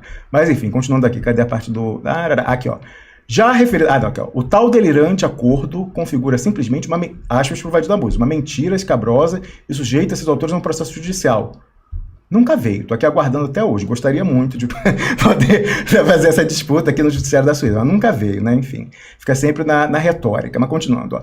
Assim sendo, eles estão desafiados a provarem o que alega, ó, enfim, na sequência eu mostro se a gente provou ou não.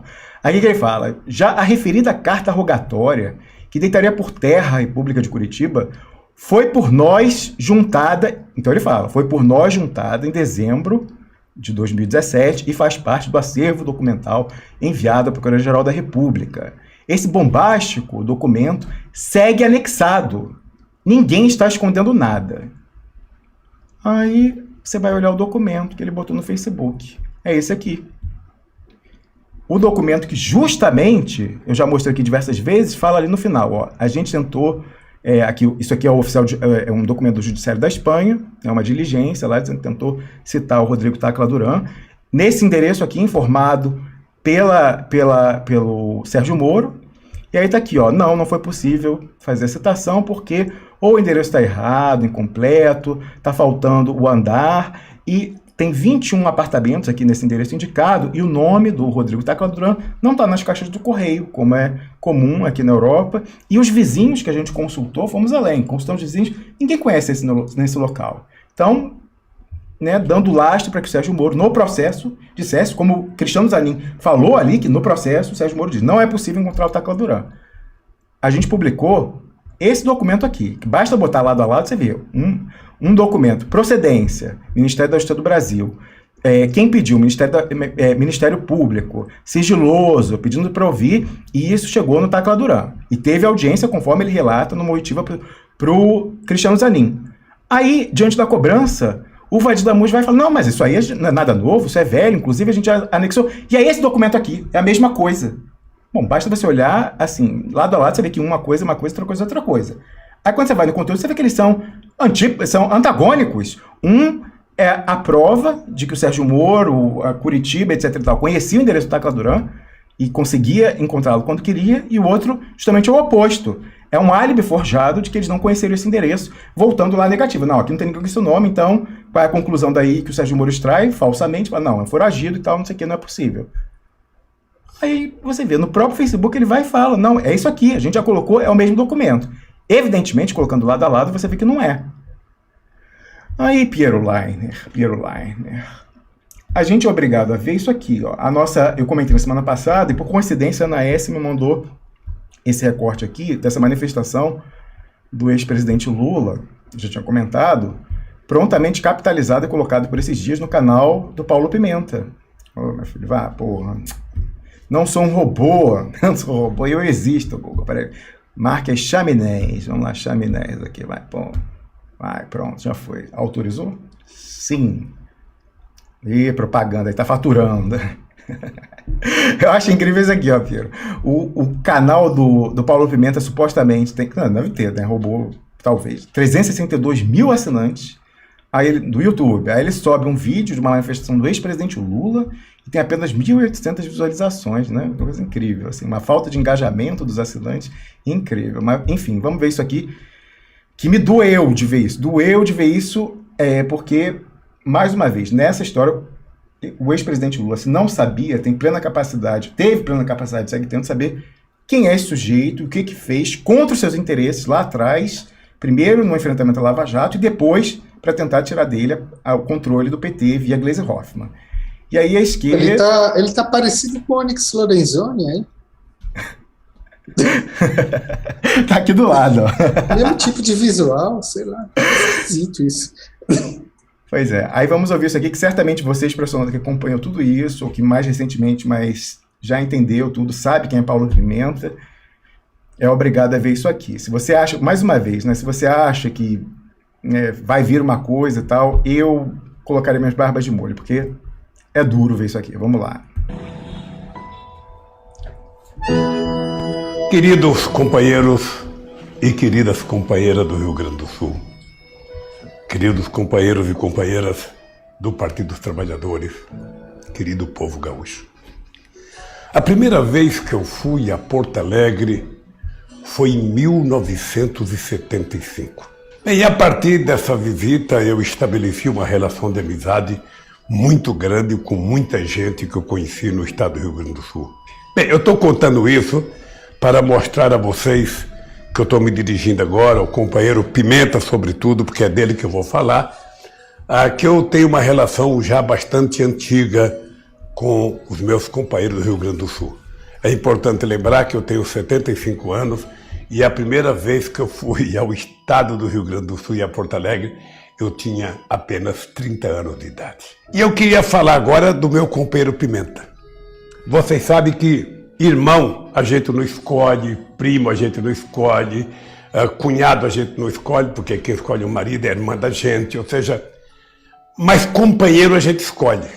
E eu costumo dizer o seguinte, nem todo irmão é um grande companheiro, mas todo companheiro de verdade é um grande irmão.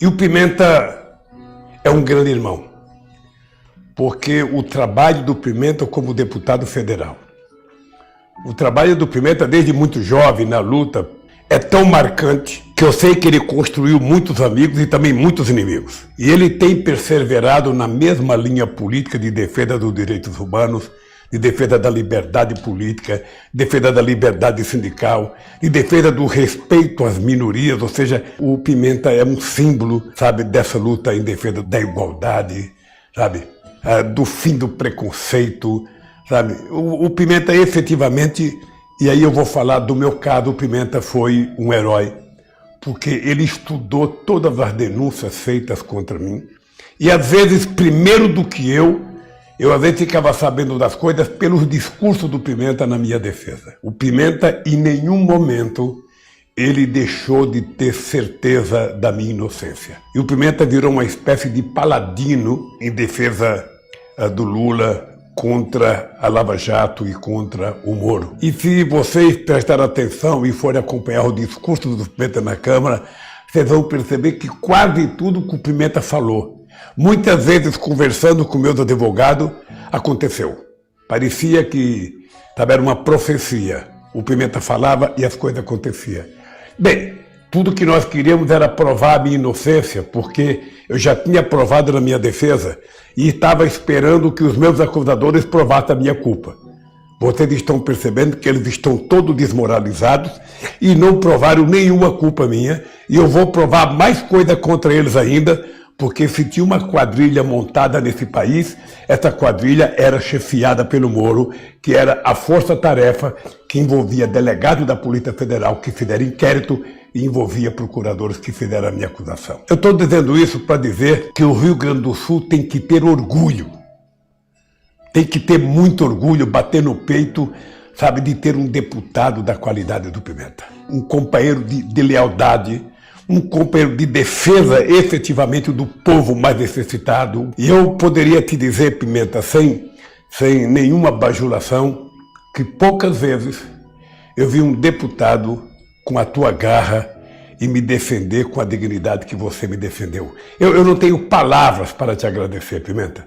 E você tem feito isso em defesa de todas as pessoas que precisam de um deputado, de um advogado, de um jornalista, de um amigo, de um irmão. E você pode ter certeza, Pimenta, que a minha solidariedade a você nunca será capaz de alcançar o tamanho da solidariedade que você teve comigo. Por isso, meu querido companheiro, eu peço a Deus que continue guiando os seus passos, seus e da sua família, e que você possa vencer na sua trajetória política, porque o povo precisa mais gente como você. Você representa tudo que nós precisamos no parlamento e na nossa relação de amizade.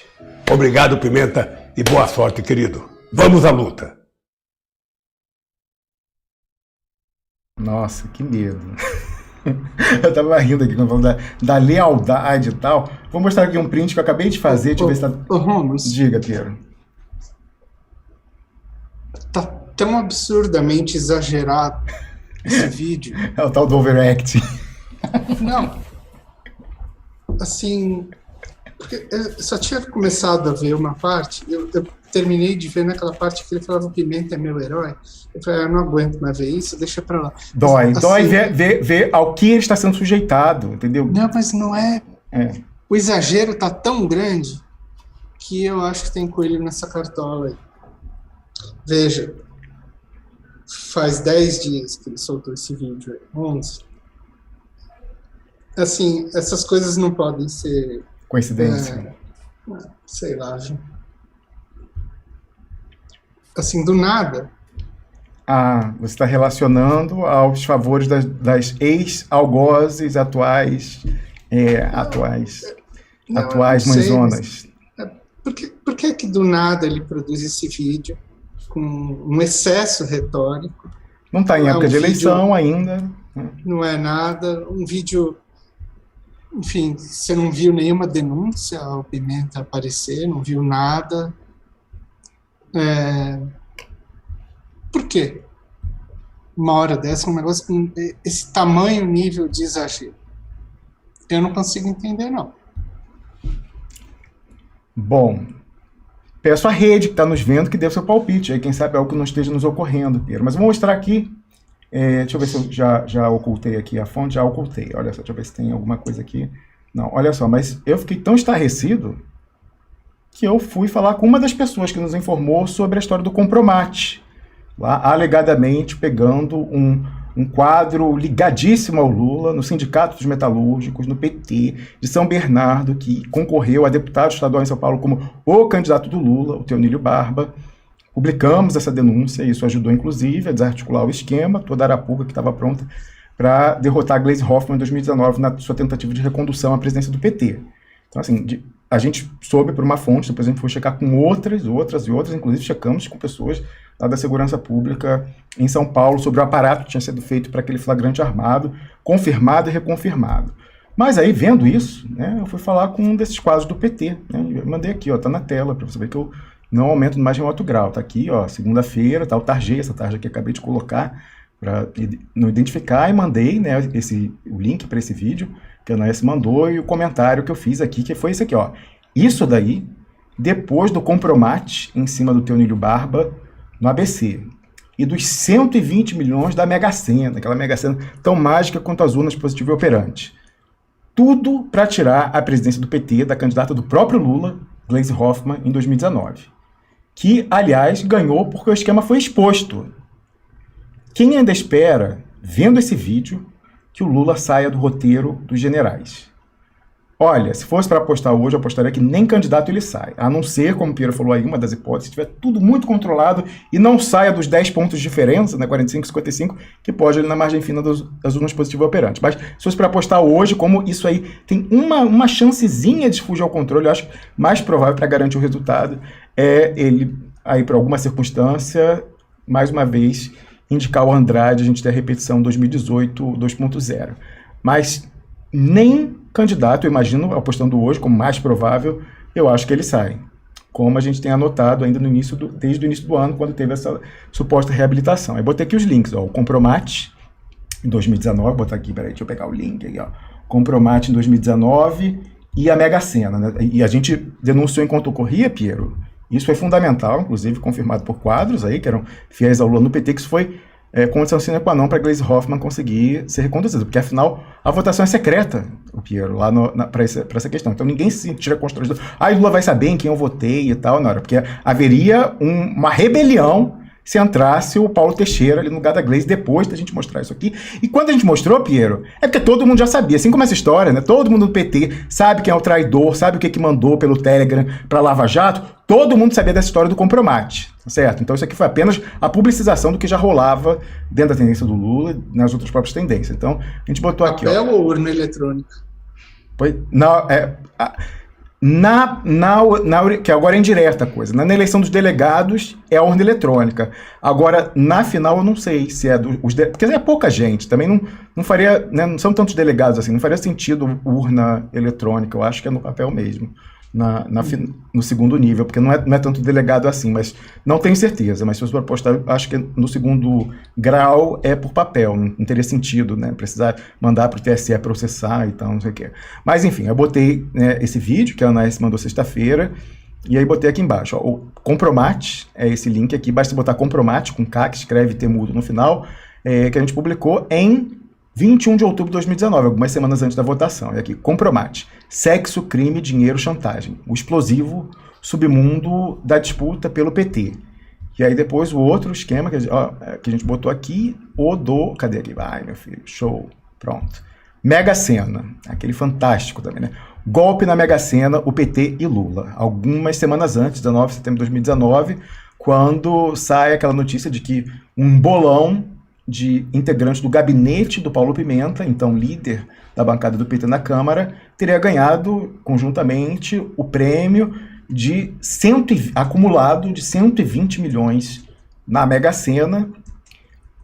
O bolão, inclusive, até hoje, de quem fazia parte do gabinete ali, ninguém sabe quem tinha, quem estava, quem não estava no bolão, não foi todo mundo do gabinete. e ninguém sabe quantas cotas tinham cada um. Agora, o que sim se sabe é que o chefe de gabinete, né, o braço direito do Paulo Pimenta, ele, parece que a esposa também, com inúmeras cotas. Então, não é o número de cotas, é o número de pessoas. Não, tinha várias pessoas com inúmeras cotas. Tinha até motorista, Piero, que ganhou o prêmio milionário e continuou trabalhando como motorista, ganhando R$1.200, como se nada tivesse acontecido. Certo? Então, assim, é uma coisa esquisita. Lembrando que a Mega Sena no Brasil já foi objeto até de investigação oficial do COAF aqui, porque ela desafia todas as leis supostamente universais, não se aplica no Brasil, da estatística, né? Porque aqui, nessa investigação que foi feita em 2000, cadê aqui a data? Oxe, cadê? Cadê a data aqui? Em algum lugar. Aqui, 2009, durante o governo Lula, o COAF identificou 30 indivíduos que ganharam 1.800 vezes, em média 60 cada um, né? E qual é a probabilidade, né, do gabinete do líder da bancada do maior partido de oposição ganhar 120 milhões a semanas da votação para a escolha do presidente do seu partido, em que ele próprio era candidato, né? Uma coisa incrível, né? Em dobradinha aí com o Paulo Teixeira. Mas então, isso daqui a gente denunciou e eu já ouvi de mais de uma pessoa lá que a publicação dessas denúncias foi o que ajudaram a garantir, se não de todo, porque o Lula já estava fora e passou a fazer campanha pela Glaze, mas isso aqui também foi importante para desmontar os esquemas ali, Piero. E aí você vê, depois disso, então, primeiro tem essa coisa do documento e tudo mais, é aquela história do habeas corpus que eles pediram, não sei se quer falar com a defesa do Lula, não falaram, né? E tudo bem para trás. Agora, para frente, você viu que ele falou, não, um companheiro leal, não sei o que e tal, a história do compromate. Aí você vê aí, cara, assim, eu não espero, sinceramente, à luz disso, né, de outros elementos, aí a questão do posicionamento na demonização da bandeira da impressão do voto, em vez de dobrar a aposta do Bolsonaro e mostrar que ela não é para valer, é o mínimo. Vai ter, atenção, você que está vendo aqui, vai ter impressão no voto? Não vai ter. Não vai ter impressão no voto ano que vem. O Barroso já falou, inclusive, já colocou essa semana o edital de licitação sem impressora. Não vai ter. Agora, justamente por isso, não se pode deixar essa bandeira com o Bolsonaro. Justamente por isso, Piero, não se pode, não vai ter impressão, mas justamente você não pode deixar, e mais uma vez eu repito, se o PT, se o Lula tivesse a expectativa de ser governo em 2023, depois da eleição, com todo esse questionamento dos militares, a base miliciana, a polícia militar, o caramba, eles seriam os maiores interessados, Piero. Então, eu acho, vendo isso aí, né, ao que o Lula é sujeitado, gravando esse vídeo, que eu fico constrangido por ele, do que eu sei que ele sabe. Eu fico constrangido. Vendo isso, e vendo a posição do PT e dele próprio, que já se manifestou, né, contra a impressão do voto nas suas redes sociais, eu acho que é impossível, eu pelo menos não apostaria, que ele saia do roteiro dos generais, Piero.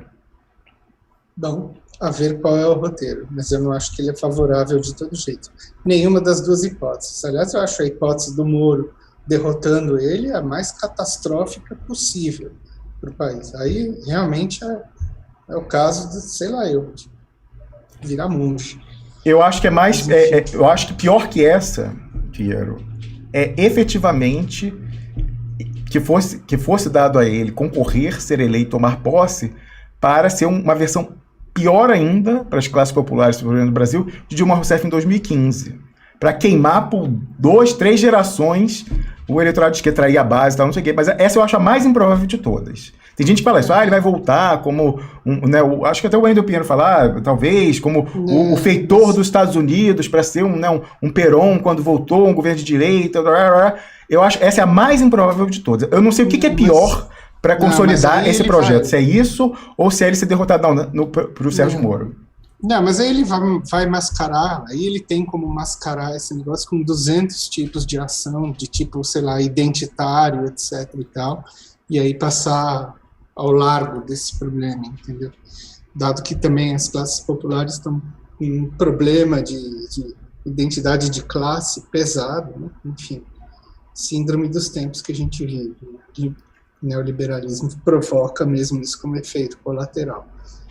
Agora, eu não sei não, que a hipótese dele ser derrotado por um Moro, você já imaginou o que isso pode significar? Assim, é o fim, é uma decadência de uma trajetória, enfim, que a gente tem que considerar, né? Não, que foi a presidência dele e tal. E é um coroamento para o Sérgio Moro, Vox Populi, Vox Dei. Os poderosos em Brasília se juntaram contra ele, vai o povo e vira. Isso, você já imaginou? Não, eu acho terrível, eu já falei. Eu acho que se a coisa estiver muito controlada, é o ideal. Mas é um cenário horrendo esse. Assim, É o ideal que eu tô falando para eles, né? Não é para mim, não. Para mim é catastrófico. Acho que eu vou passar 4 anos chorando se isso acontecer. Pois é. Aí eu desisto. Mas enfim. Eu só acho o seguinte, cada vez que me perguntam o que acho, eu volto a dizer a mesma coisa que eu já tinha falado para esses caras em 2018. Enquanto eles não botarem o Moro como alvo e ficarem nesse negócio de bater no saco de pancada, que é feito para ser um saco de pancada, não vai ter efeito nenhum. Entendeu? Não adianta, não é no Bolsonaro que tem que ir, meu Deus do céu. Ele é feito para esse papel. Não é que eu estou isentando o Bolsonaro, não que eu ache, enfim, eu acho ele o fim da picada. Assim, reze para que ele saia todo santo dia. Agora, assim, não é possível que eles não estejam enxergando o cenário que está se pondo à frente com o Moro e fiquem quietos. Tem que cortar isso aí agora, porque depois vai ser tarde. É isso, Piero Line. Mais alguma questão a acrescentar aqui na nossa rodada semanal? A gente pode concluir a transmissão por hoje. Vamos concluir, então.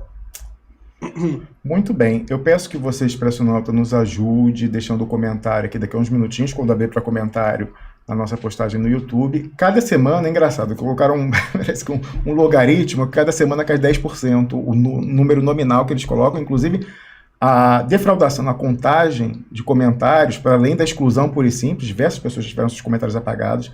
A própria Neve já teve os comentários apagados, já mostrei aqui a manifestação na última semana, Raquel Reis e outras, Margarida Schwenk, várias pessoas estão sendo... Quem comenta mais de uma vez, parece mais de uma vez, entra na lista do YouTube para inabilitação de comentários nas nossas postagens, nos nossos vídeos. Então, eu peço que você redobre o esforço, fazendo comentário, ajudando a gente com aquela numeração, vê lá qual é o número que o Google está dando, soma acho que é o seu comentário, para a gente ver que diversas pessoas aparecem com o mesmo número, e às vezes, inclusive, o número diminui ao longo do tempo, quando o pessoal tira um canetaço, 100, 200, 500 comentários.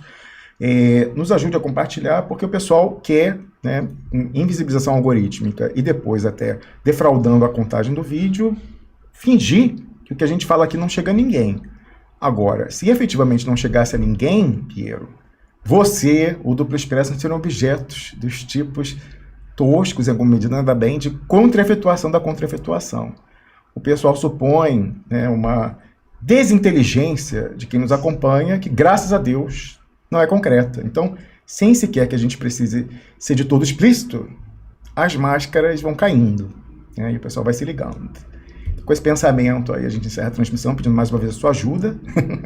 Se o pessoal defrauda o que a gente fala aqui, se atrapalha a nossa transmissão, se lá atrás, né, em 2017, derrubaram o sinal, entraram na rede da Swisscom, operadora do Estado Suíça, para derrubar lá, alterar o meu endereço, é porque o que a gente faz aqui, de alguma forma, ainda que todo improvável, não é zero o barulho que a gente precisa provocar nesse domínio de espectro total, né? Nesse grande concerto dos comensais do domínio de espectro total. De que forma isso vai se manifestar? Está em aberto. Eu acho, não arrisco, sabe por quê? Porque eu já falei, é Glória Magadã, é estilo Rede Globo de novela. Você vê o que cola, o que não cola, SS saiu, mas é o 1595 voltou à pauta, tá aí em comissão especial para ser aprovado, o Patriot Act Tabajara.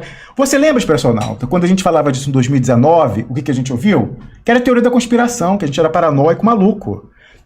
Há diversas manifestações de Pinguim Vermelho, isso não existe e tal, não sei o quê. Agora todo mundo descobre, quando é pautado lá, isso até com repercussão na ONU, né? O Jamil Chad falou aí, o pessoal dizendo que é uma perigosa... É a Miriam Leitão. Miriam Leitão. Falou. Pois é, quando a gente falou em 2019, era a teoria da conspiração paranoia, né? Engraçado isso, que nem Banestado também, etc e tal. Pois é. Essas são as lâminas da Navalha Expressa, Piero Line. Então, com essa manifestação aí, pedindo que você insista, cara, enfim, quem tá fora desse domínio de espectro total, Piero? Quem atrapalha essa operação em pinça, Piguinho? Quem atrapalha os planos da Sinergia 2.0, Moro Santos Cruz? Quem vai ajudar a contra-efetuar o casamento da roteirista Glória Magadã, na dialética com o público, a denunciar as dinâmicas, se não a gente? Por que a gente está sendo alvo desse tipo de campanha de contra-efetuação da contra-efetuação? É porque zero o nosso impacto não é. E a gente depende efetivamente do seu apoio. que mais uma vez eu peço expressamente nesse momento. Volte aí daqui uns minutinhos, comente e fique de olho na numeração de visualizações e de comentários, porque ela costuma crescer para baixo ao longo do fim de semana. Ah, Piero, não posso esquecer, estava aqui com um cachorro, vamos lá. O indicativo de sorte, você que não joga porque a sua religião não permite. Em qual cachorro você aposta? Qual a chihuahua do dia que está aqui dentro da minha camisa? É Nina? É Luna? É Blanca? Ou é Tina? Sempre aposto na Tina. E dessa vez acertou, ela mesma. A chihuahua negra da família. Ó, o Piero tá com sorte. Aí vamos com ele. Bom fim de Ganhei na semana. Mega Sena. É isso aí. Bom fim de semana e até a nossa próxima transmissão.